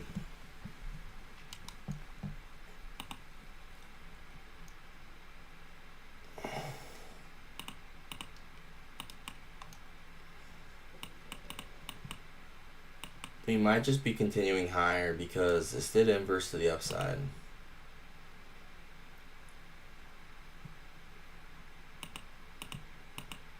Looks like we have an inside bar on the 5 minute though.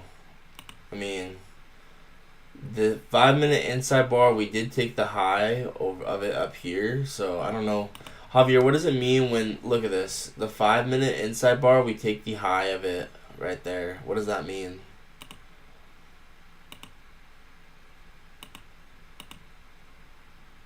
Oh, it's an obvious 3 minute inside bar though. Ooh, I like this inside bar, Javier. Look at this one. The 3 minute inside bar. Should we try practicing an inside bar here? I've never even backtested inside bars, so according to my backtesting, I have no idea how to trade inside bars, but whatever. I've never backtested an inside bar before.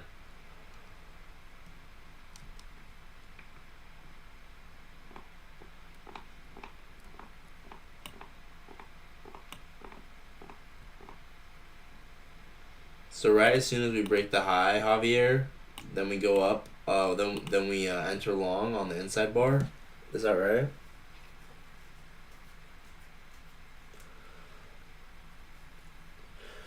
Might try it just for 1R. Just for practice, you know.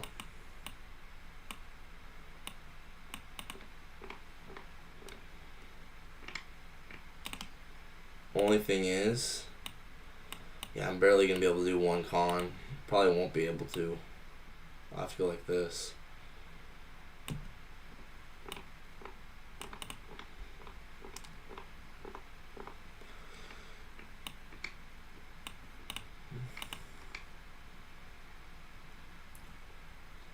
So, good way to trade inside bars is to go like this.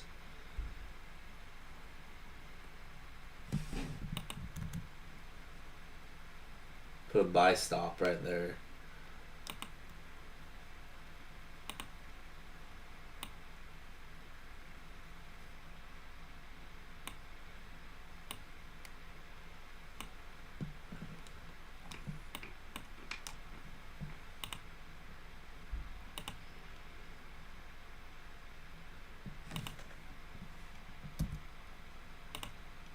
Order filled.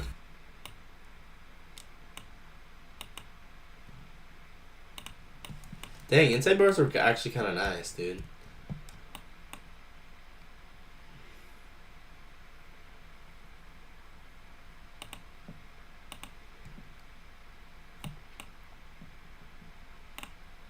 Well, we'll see. I'm not going to jump to conclusions yet. It's my first inside bar, so we'll see. We will see if I like it or not.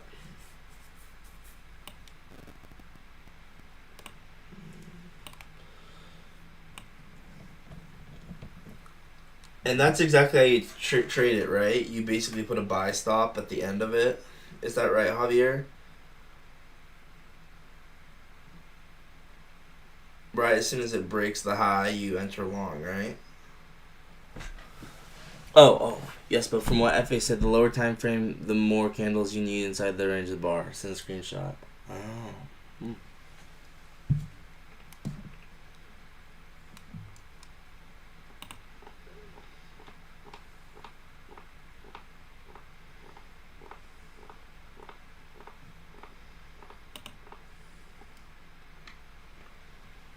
See how ES made a bigger move than NQ?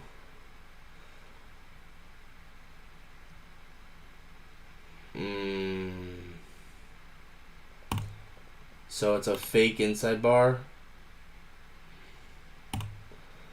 So you said yes to the buy stop thing, right? So when we have an inside bar, when one side breaks, we enter with a buy stop, basically.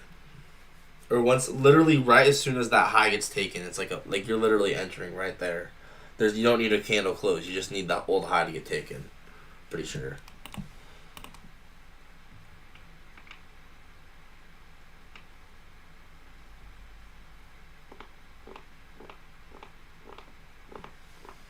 Honestly, it makes a lot of sense, though.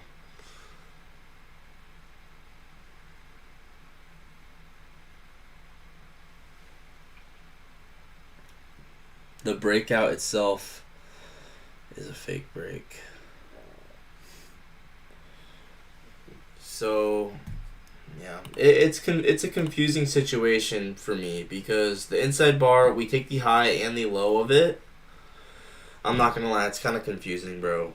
But like this inside bar, I would think it's not valid because we take the high and the low of the inside bar, and also we're going against like the normal rules of inside bars. Like we're going short at the high of the inside bar. So I don't know. It's very confusing, and it's basically like you're saying in this specific circumstance of inside bar, we fade the inside bar, kinda. And anyway, I think now I get the specific condition, but it's kind of confusing.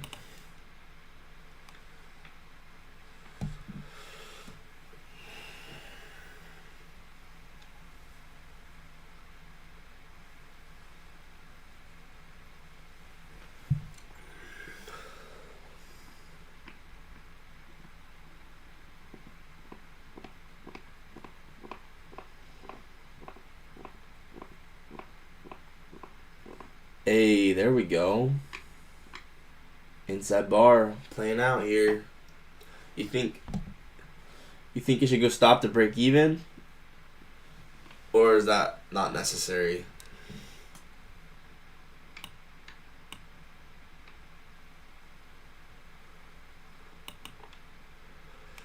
But how do you know to fade it? Like what? Because ES the candle closed like super super high. Is that why?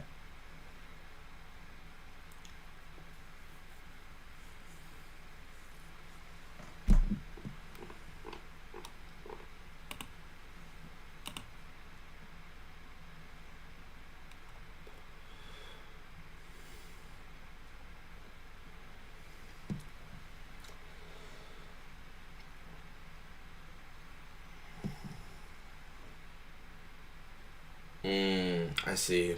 Okay. But the buy stop thing is right. It's not a candle close above an inside bar. It's literally just right as soon as the high gets taken. That's when you enter an inside bar. Is that right?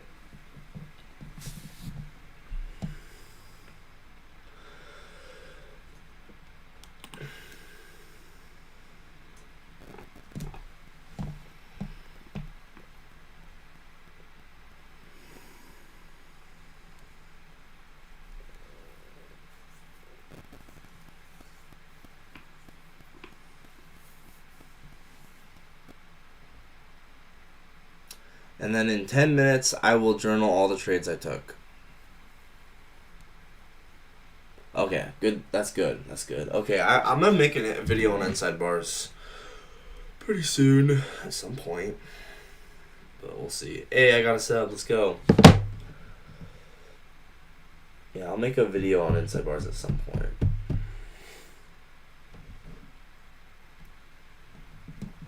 Alright. Kind of have to use the bathroom again.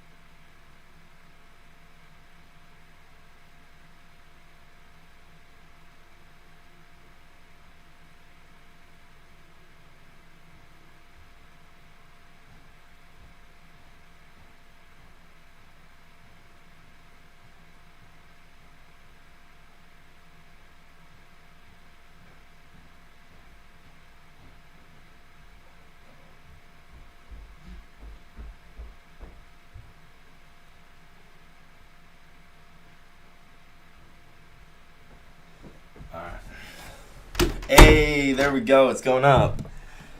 What up, Omproc Ashnalish? How's it going, bro? Hopefully you're doing good. I'm about to start journaling all the trades I took in just a second.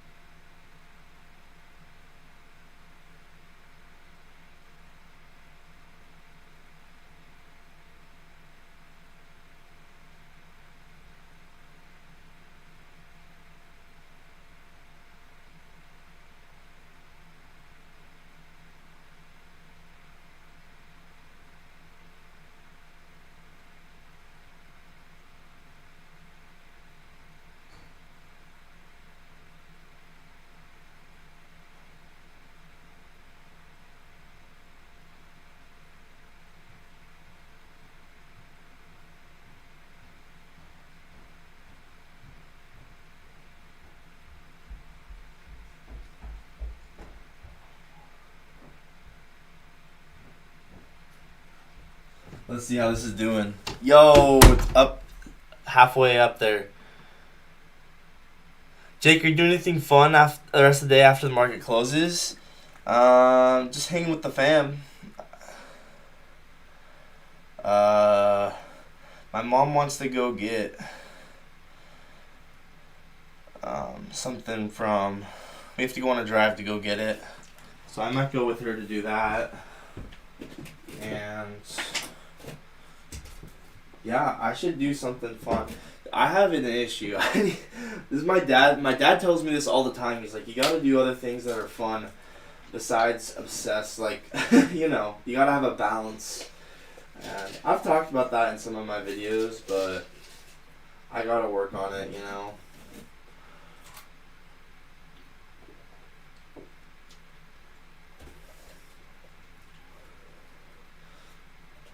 I gotta work on having that balance.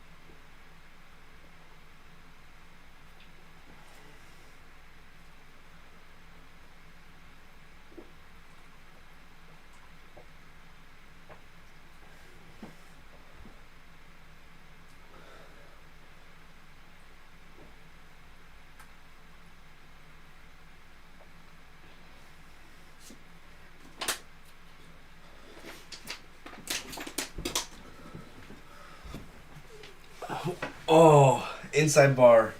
No, you're failing me. What the heck? Where are you from? I live in Idaho. In Washington. Right now I'm in Washington, but Washington State, but I live normally in Idaho.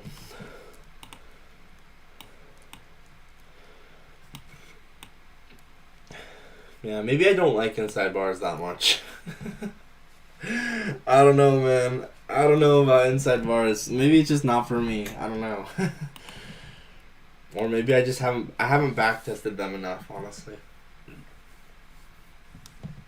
Which is fine. Yeah, I haven't even back tested them at all, so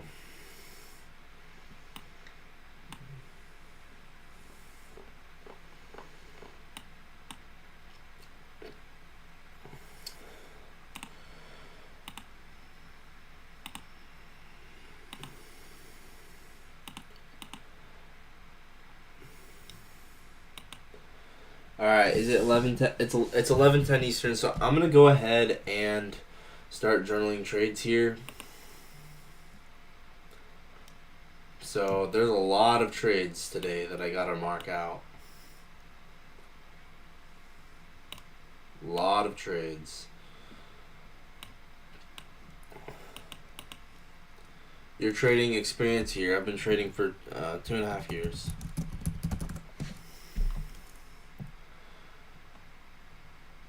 Alright.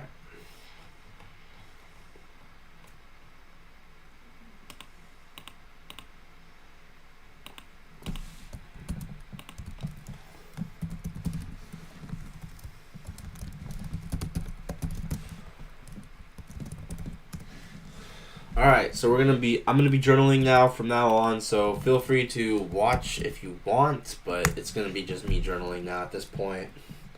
And yeah, we're gonna go through one trade at a time and looking at all the trades that I took. So I gotta turn on executions and then we'll go through this one at a time. So for this, I'm gonna get out the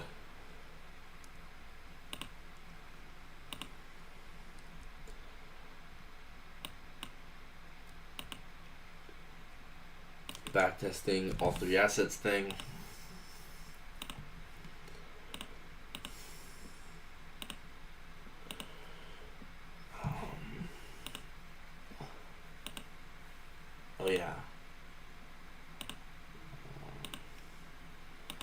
yeah, so the first trade is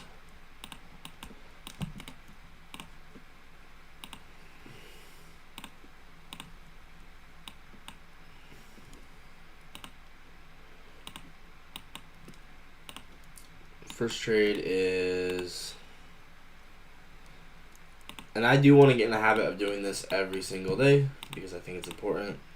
Alright, good night. I just woke up. Dude, this inside bar is failing me big time. That's sad. Okay, so what was this? So, okay. First trade. Stop filled. Alright. So we're done. We're done with that for now. So.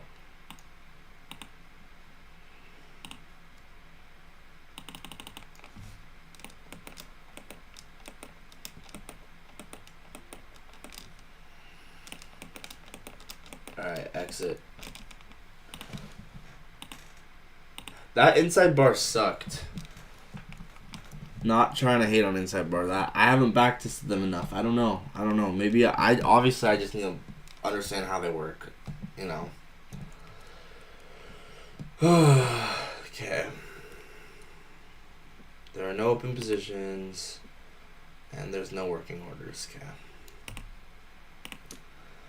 Oh yeah, I need to have this open so I can go through everything. So, first trade I took was essentially that we had a bearish SMT here.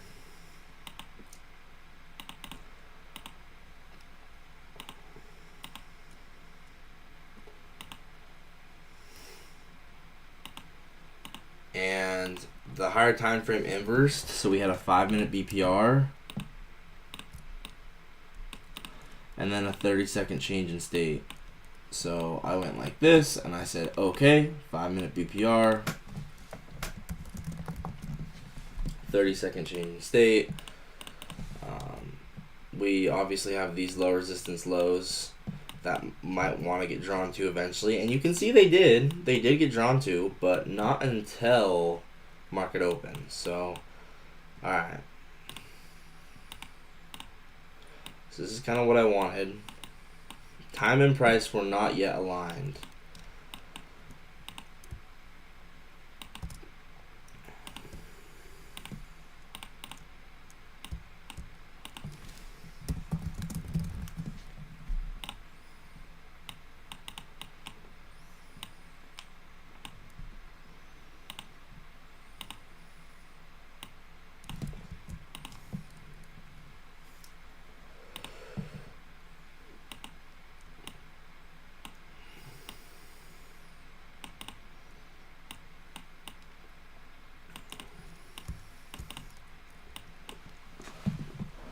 So yeah, and in the higher time frame we had this inversion.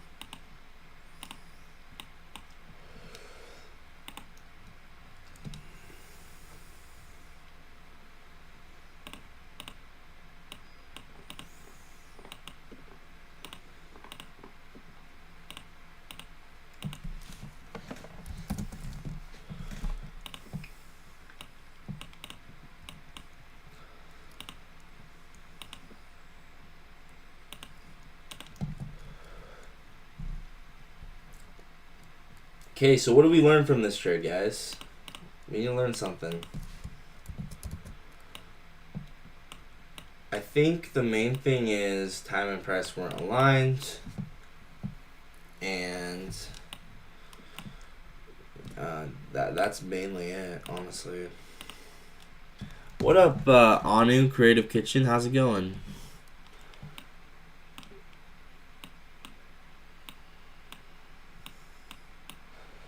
So yeah, I think that's the main thing is time and price were not aligned here.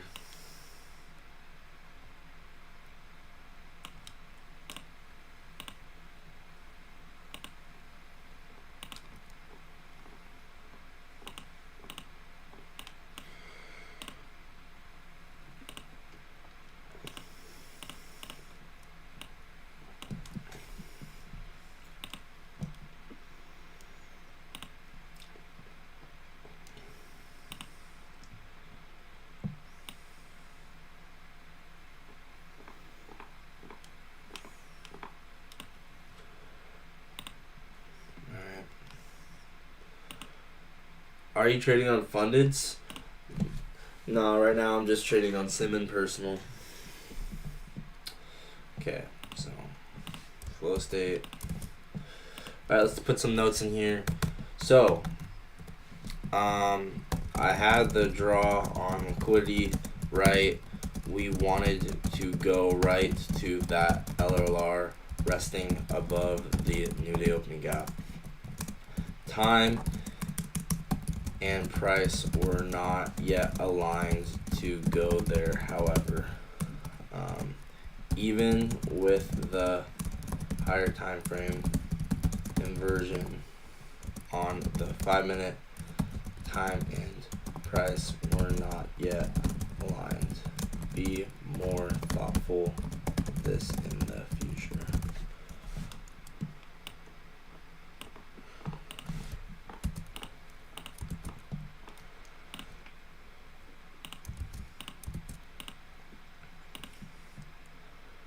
$907.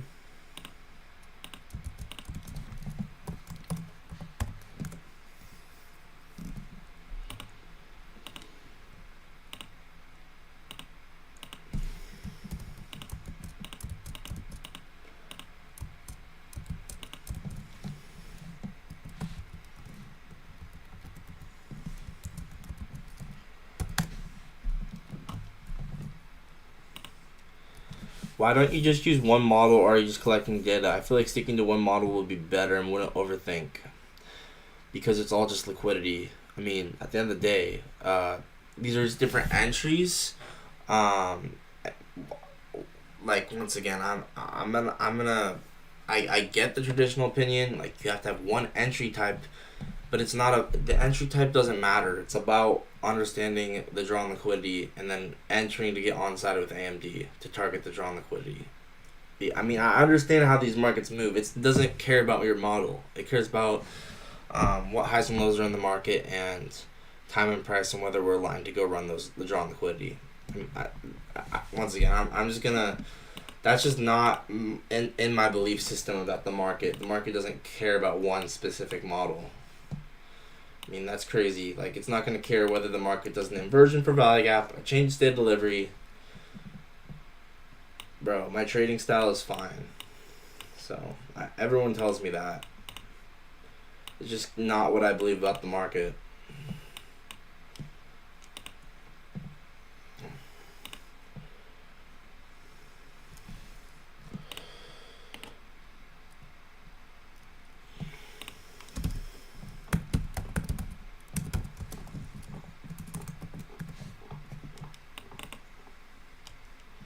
Okay, so this is 907 flow state on 5-minute line with a 30-second, and this was taken live. Right.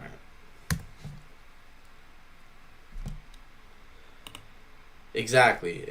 Because why would it matter? As long as time and price are aligned, whatever entry is just to get you on side with distribution. At the end of the day, it's accumulating, manipulating, distributing. Trading is just getting on side with distribution.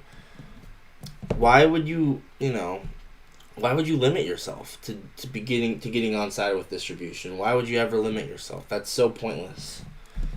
Why would you say, I mean, that's like going into like a football game with only one play, like doing the same, like for me, I want to be able to do more than one play. Like, I would rather, if there's going to be opportunities all across the board, and so I want to be able to be prepared to catch every kind of opportunity. And that's what I've seen from my backtesting. You can disagree with me. That is totally fine. At the end of the day, trading is a very disagreeable thing in the first place, so it's not like it really matters.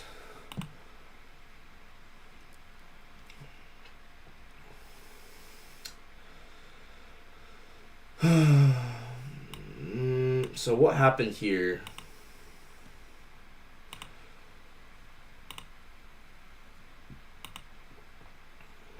Oh, okay, so that just stopped me. Okay.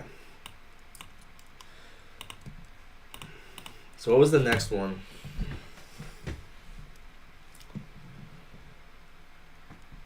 Okay, so I ended up taking this on as a Phoenix as well.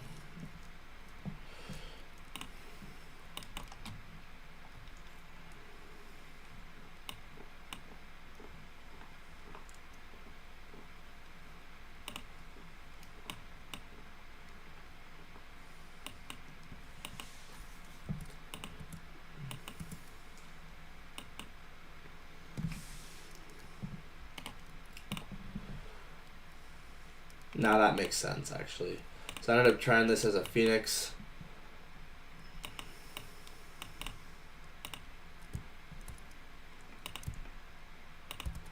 Oh, you know what? I tried it as a... That explains a lot, actually. I tried this as a flow state stack. Now it's coming back to me what I did.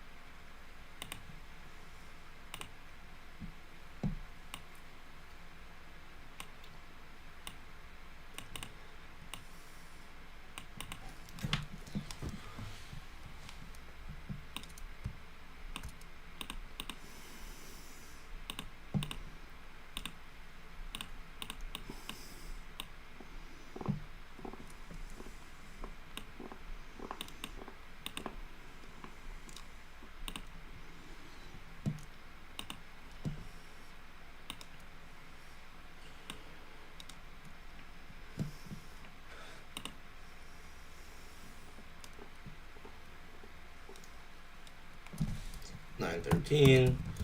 Phoenix on the 1 minute. On the 1 minute. Just taking live.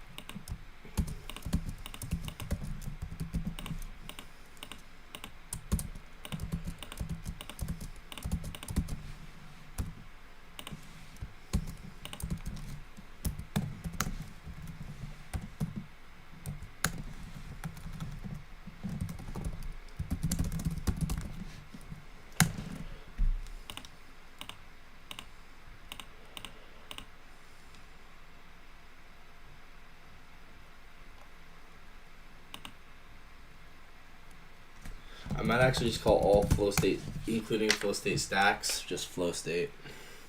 Yeah.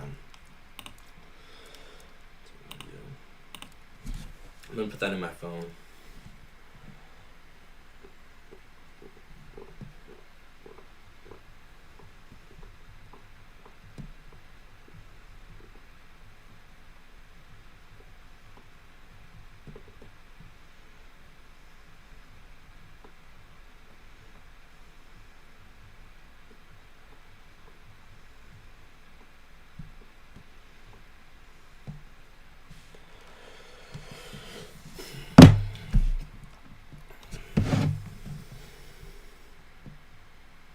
Jake, do you use OTE? Yeah, all the time. There's two different ways I use OTE. So I use OTE in the 2022 mob Hold up. Let me finish writing this down.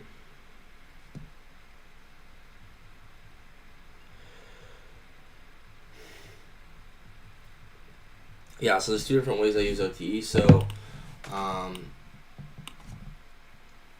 first of all, in the 2022 model, when you break structure, that displacement leg, you want to look for your fair value gap. You want to get filled around OTE or equilibrium, and then sometimes OTE is even more precise. I could find an example of that, but just understand in the 2022 model, when you break structure, measure out that displacement leg and then measure out OTE. And then also in my flow state model, I'll show you some examples. I'll show you some examples like this. Okay, so this is perfect, right? So we swept out this low, we break structure, okay. This is actually the perfect example, right? And then retrace. We have a fair value gap, and then OTE is the most sensitive area. You see, this is the perfect example right here, right? Right, liquidity sweep. So this is the first way I use OTE is in the 2022 model when we have a liquidity sweep, displacement leg, and then a measurement of that displacement leg. Here we have an implied fair value gap, and then OTE of the displacement leg from the low to the high. That's going to be sensitive, and then as well in flow state. So for instance, flow state is when I measure out when you have a hard time from key level. So like this fair value gap, this hard time frame gap, and now we have a 1 minute change in state of delivery. I'll measure out OTE of that. So OTE of the, see that, right? See OTE of the change state delivery, extremely sensitive, right? So for instance, this would be a like 5 minute gap, and then 15 minute fair value gap, and then this would be a 1 minute change in state. So I'd usually enter one contract here and then pyramid another contract at OTE. That's usually what I do.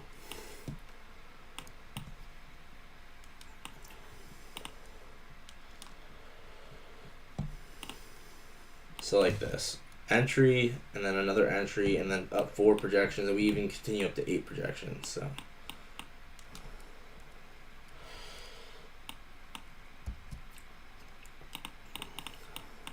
So okay, what happens next? What other trades do we do? Okay, so then we have the hand up FA trade. That trade was really cool, right? We had a amazing pin bar here on the 1 minute.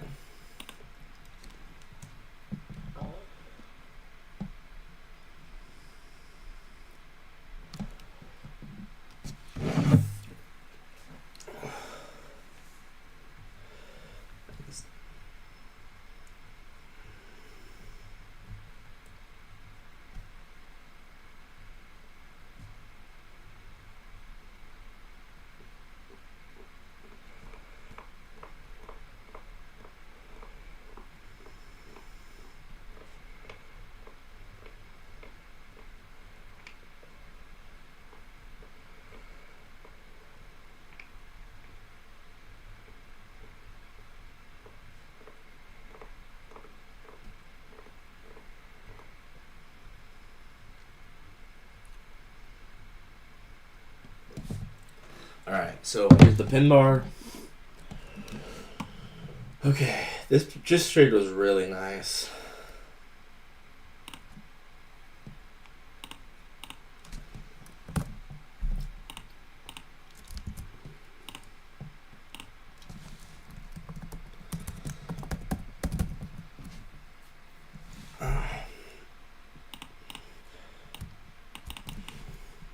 Man, this is my least favorite part of trading. Honestly, it really is. Man, we ended up going 8 projections of that pin bar, which is just insane. Insane.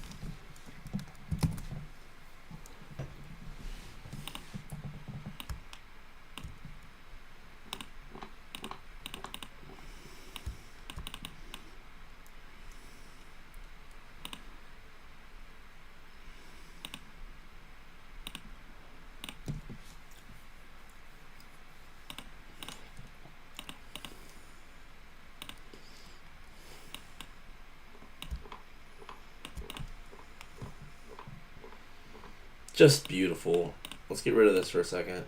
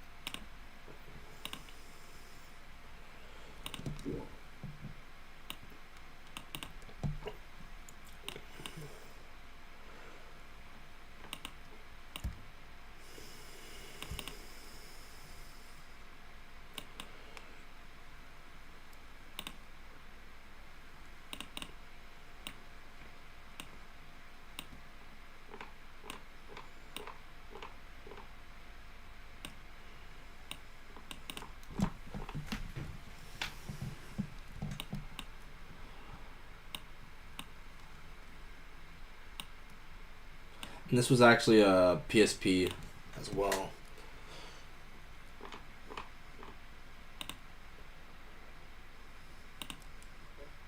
Oh, and then Bears S&T. I forgot about that.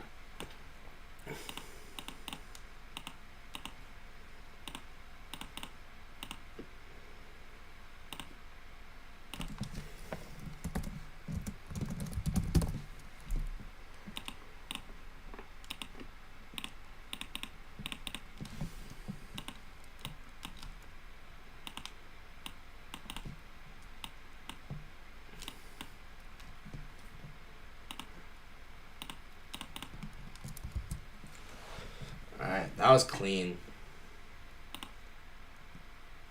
947.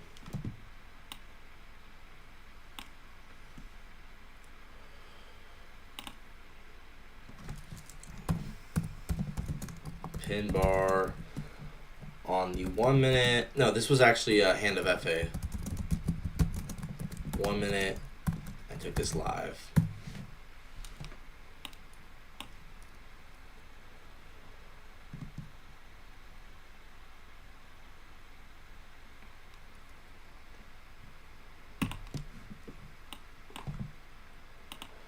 And then here's the low time frame version. It's also a 2022 model, which is super nice.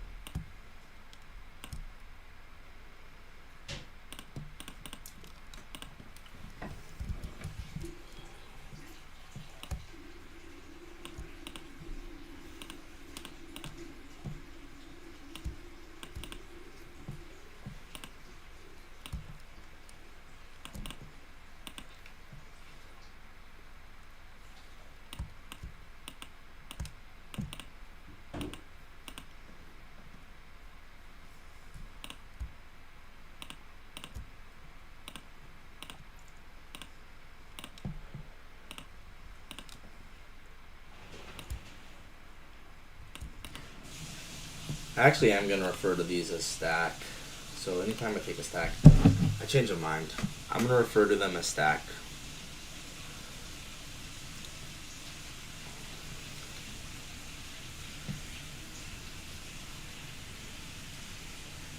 I'm good. anytime I take a trade as a stack, I'm going to refer to it as a stack.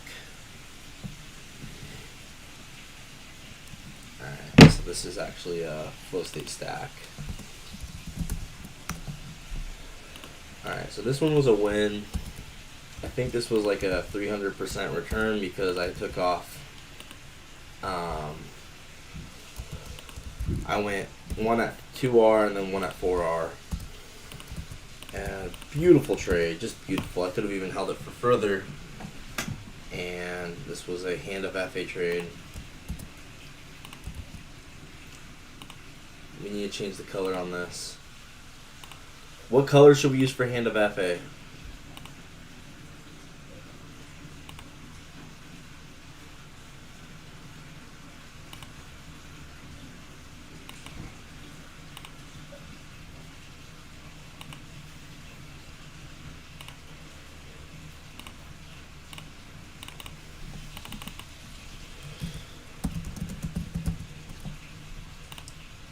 I'm thinking actually maybe like a purple. Yeah, I like that.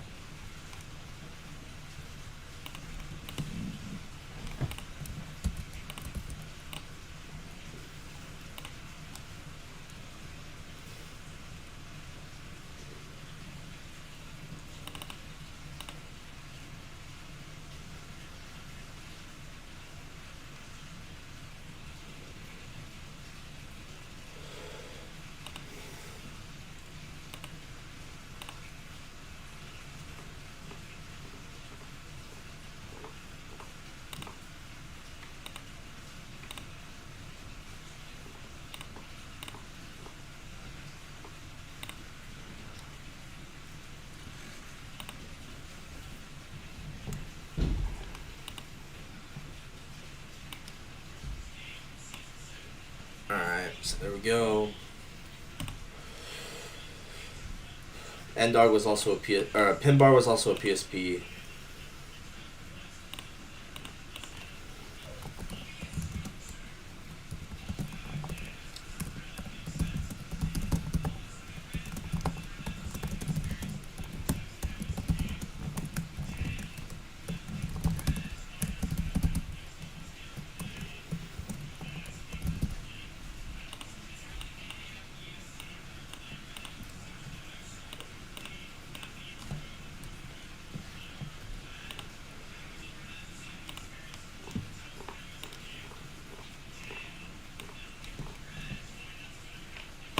Alright. 747 hand of FA on the 1 minute. Live. Number 2.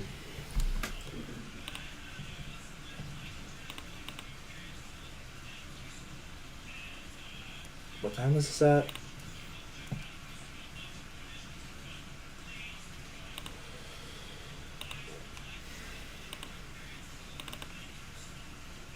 .47.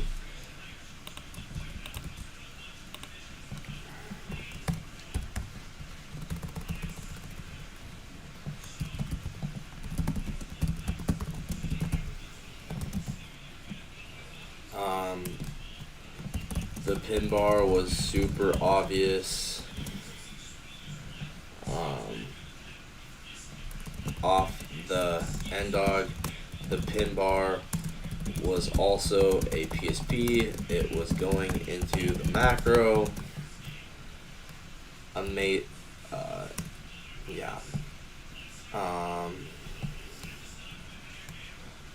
Time and price were fully aligned. One of the best trades I have taken in a while. W hand of FA model.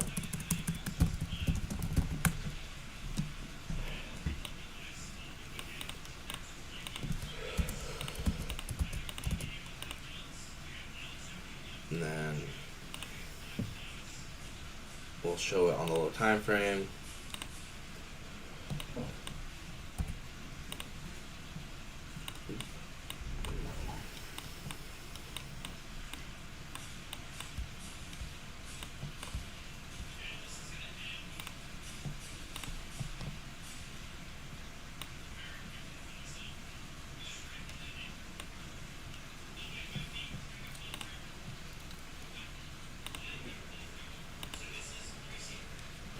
9:47, hand of FA, 1 minute execution.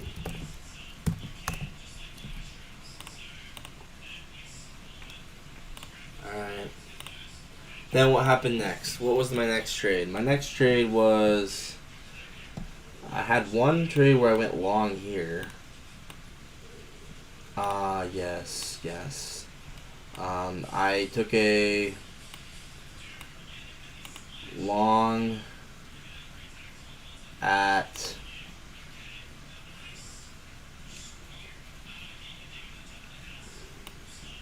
Wait, let's just look at it on here.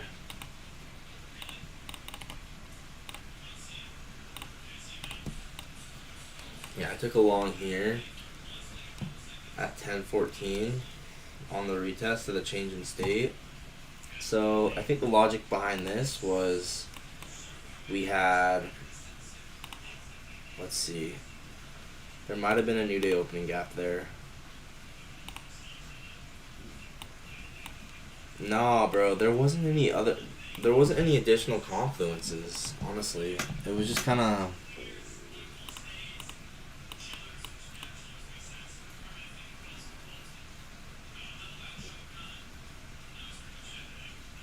It's just kind of...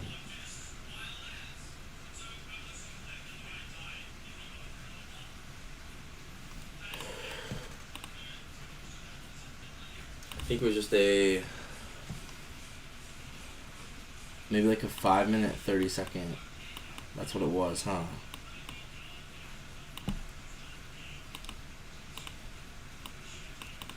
And then we had SMT here, right?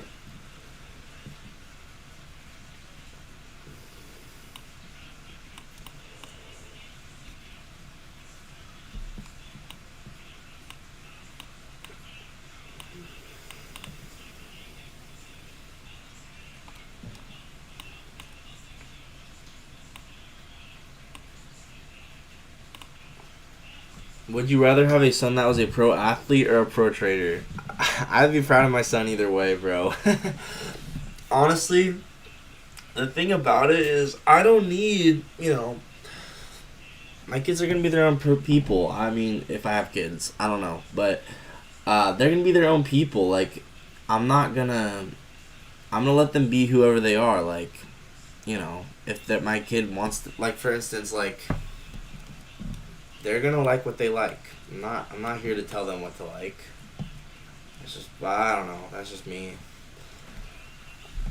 Yeah, so I think I took this as a 30-second change to stay off of the 5 minute gap. That is what I did, right?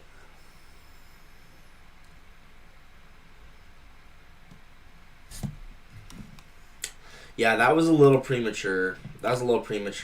So this was just a regular flow state. Was premature. There was no additional confluences besides SMT and a 5 minute, 30-second flow state. Time and price were not aligned. I need to be careful to make sure time and price are aligned in the future. So there's a key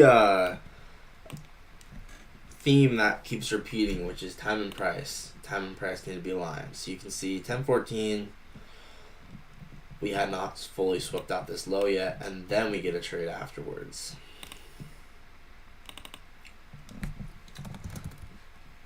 This would have been better had I waited for the third sweep and then CSD. You guys see what I'm saying? Right here.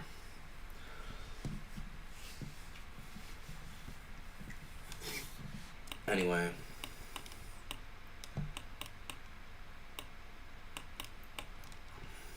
Pretty sure that was the trade. And there was also there was SMT somewhere. I can't remember with where.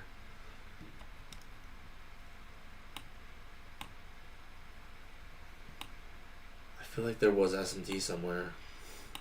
Anyway, I know that there was some kind of SMT, so I'm just gonna mark out there was SMT.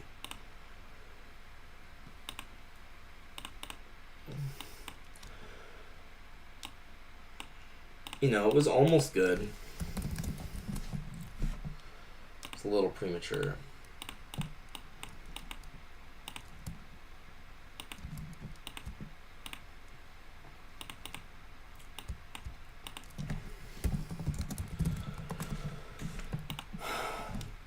And then, yeah, project this out.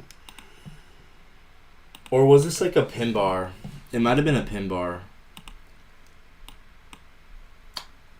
Yeah, it was a pin bar. Oh my gosh, this was a pin bar. I took this as a pin bar. A 1 minute pin bar. So even on pin bars, guys, if time and price are not aligned, you can't take it yet.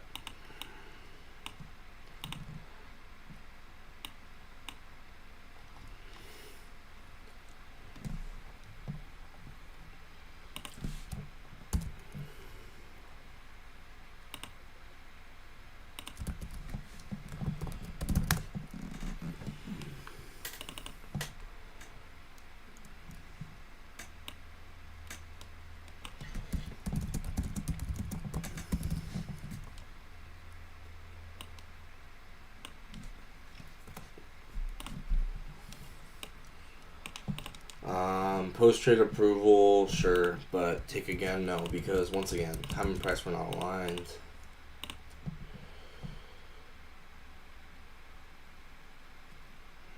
Man, had I just been a little bit more patient.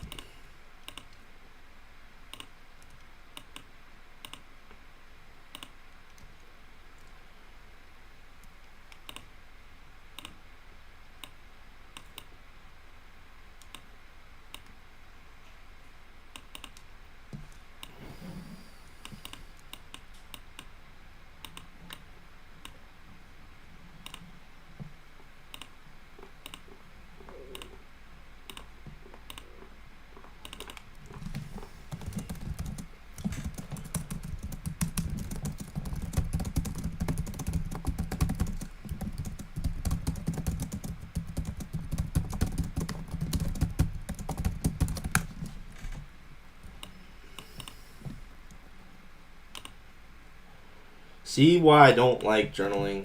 It's very tedious. It is very tedious.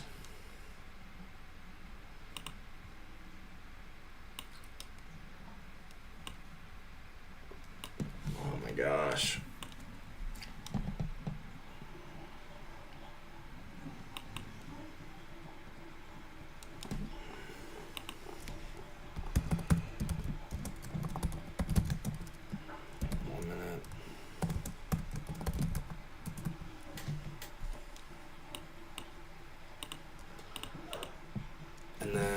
This one was first present phi gap, change in state.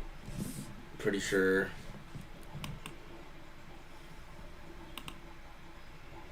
Yeah.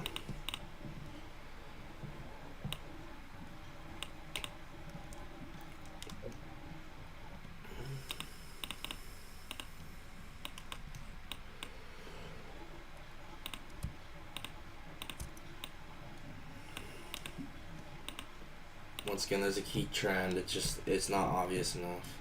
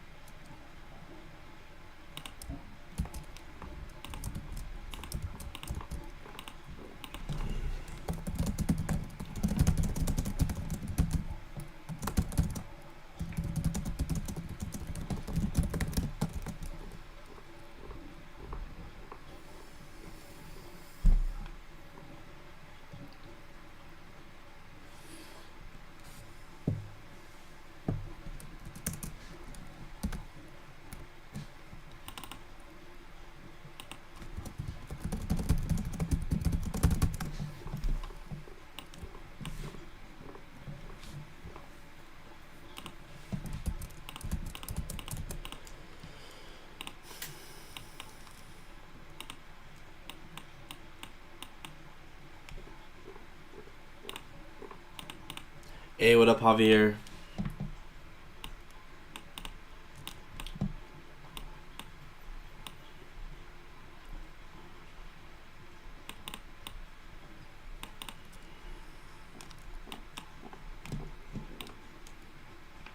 I mean, it wasn't bad.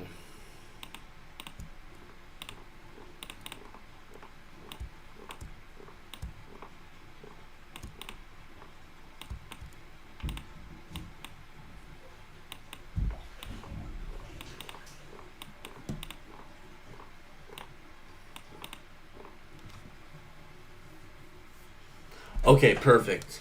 Appreciate that. Thank you.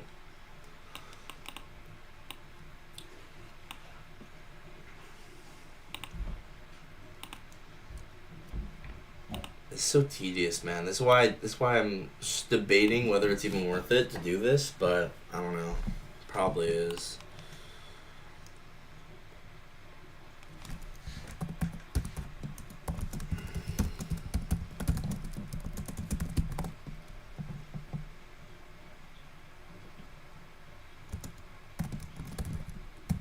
I kind of have to use the bathroom.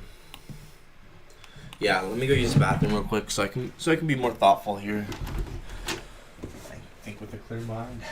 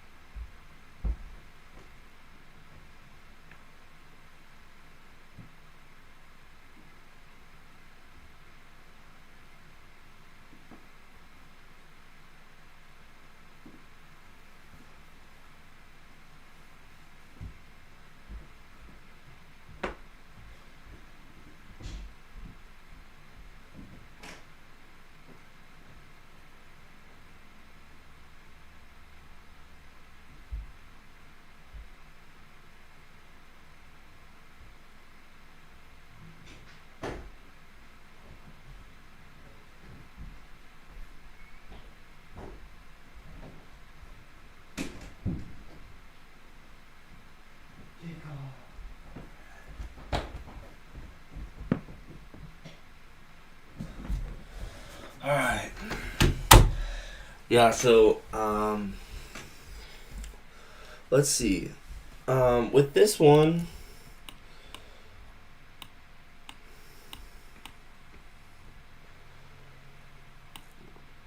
it was okay. It just we could have filled the first one for value up a little bit more.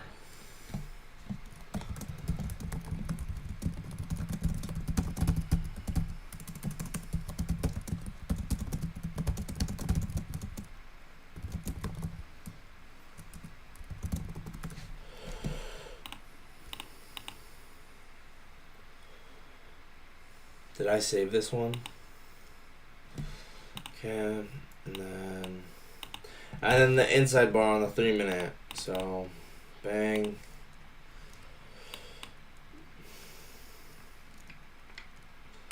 Yeah, I don't know, man. Inside bars, I'm gonna need to back test them more because I don't know how to trade them really, to be honest.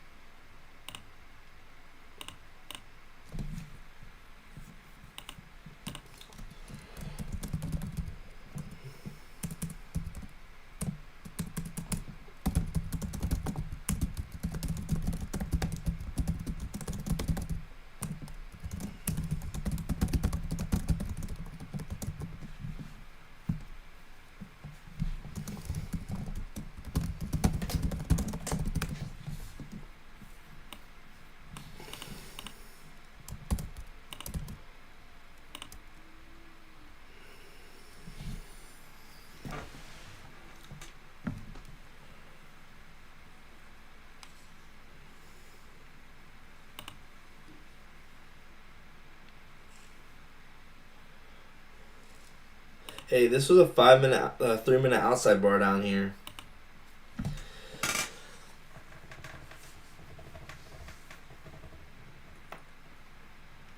That was nice. That 3-minute outside bar.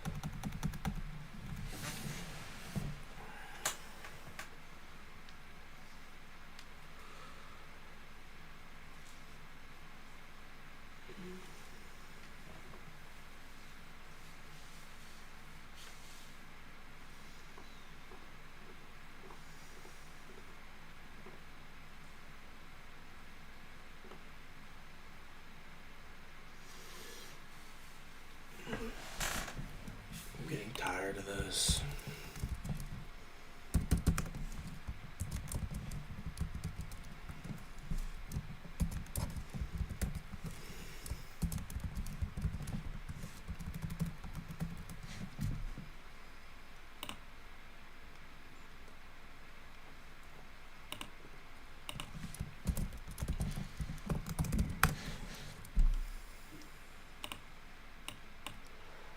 For sure.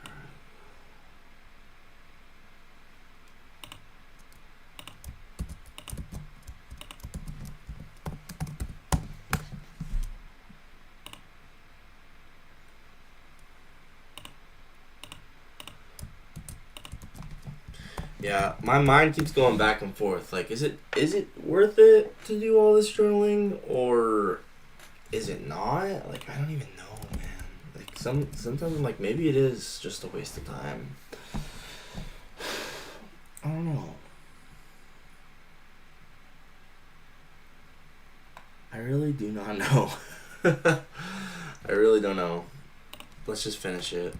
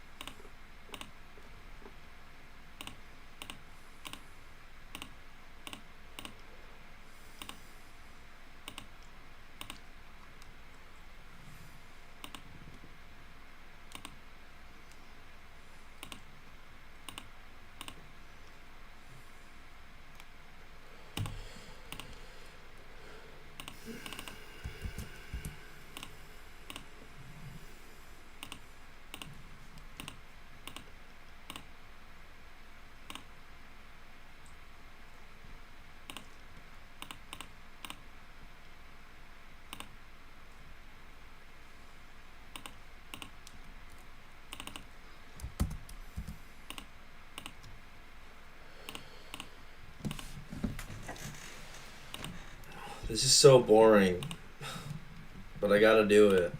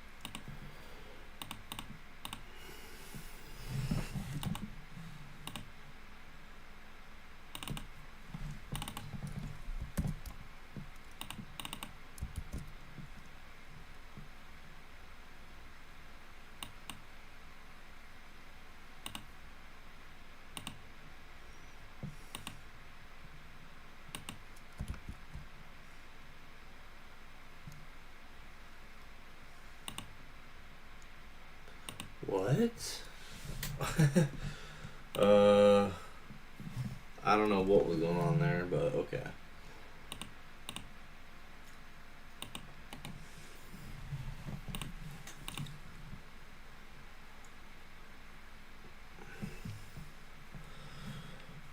This is super tedious. I don't know.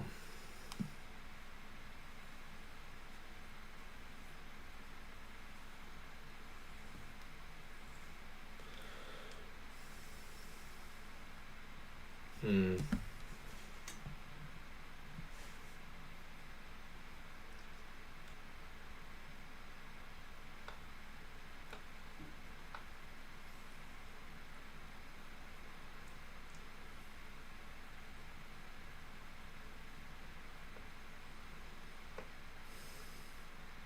I'm trying, like, in my head I'm trying to decide, like obviously I think it's important, but I don't know.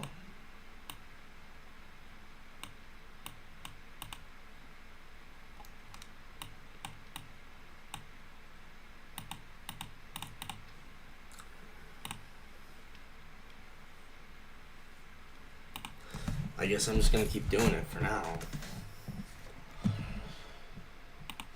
It is very tedious though.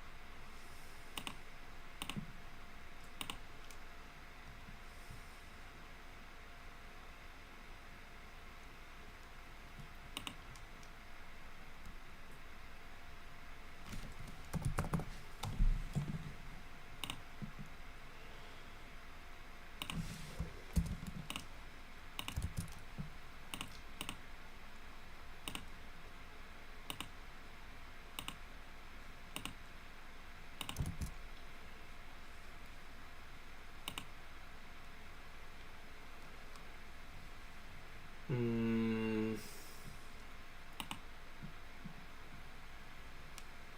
hello? Why isn't it saving? Oh my gosh.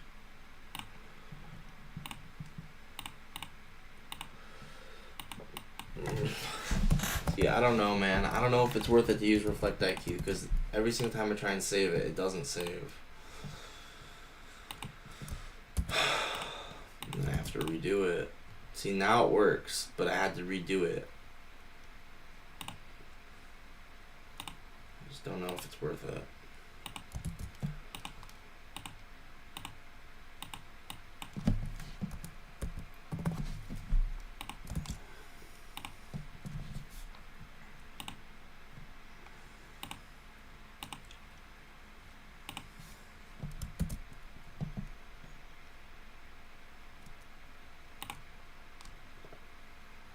Uh-oh.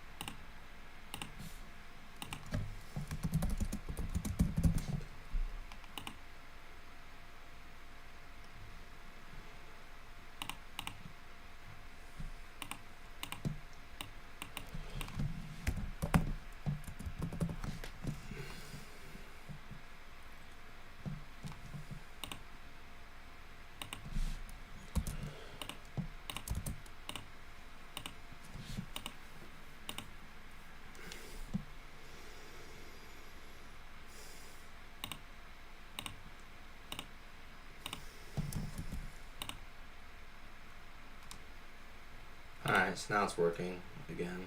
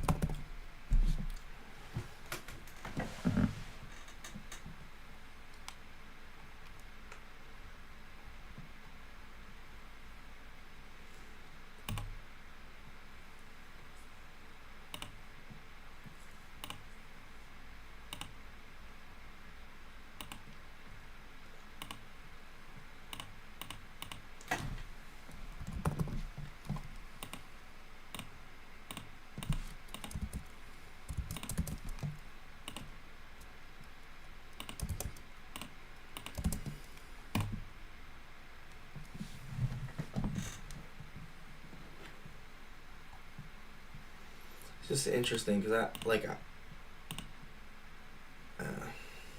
anyway.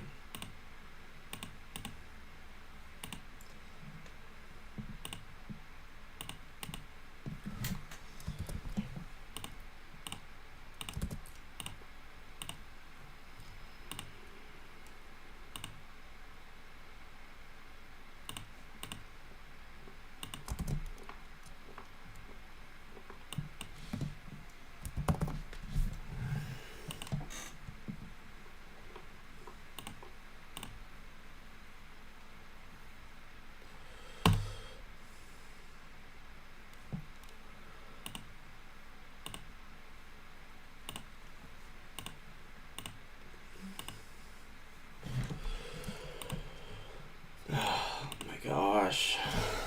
I think this is important though.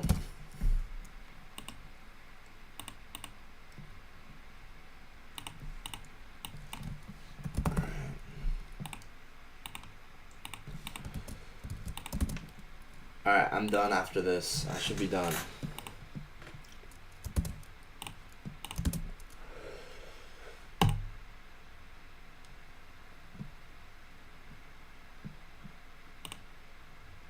Alright.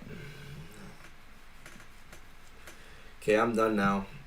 Thank you guys so much for watching. I don't think anyone's watching anymore, but that's okay. Yeah, I'm not gonna do the tweets anymore because it's just too much to do all in one day. But yeah, I am gonna keep journaling, doing the putting everything in Reflect IQ and as well in my spreadsheet. But anyway, thank you guys so much for watching, and I will see you guys in the next one. That was so tedious. Once again, I don't know if it's worth it. I don't know. I think it holds me accountable though. I think it does. I think that's probably why it's worth it. So I don't know. I'll keep thinking about it.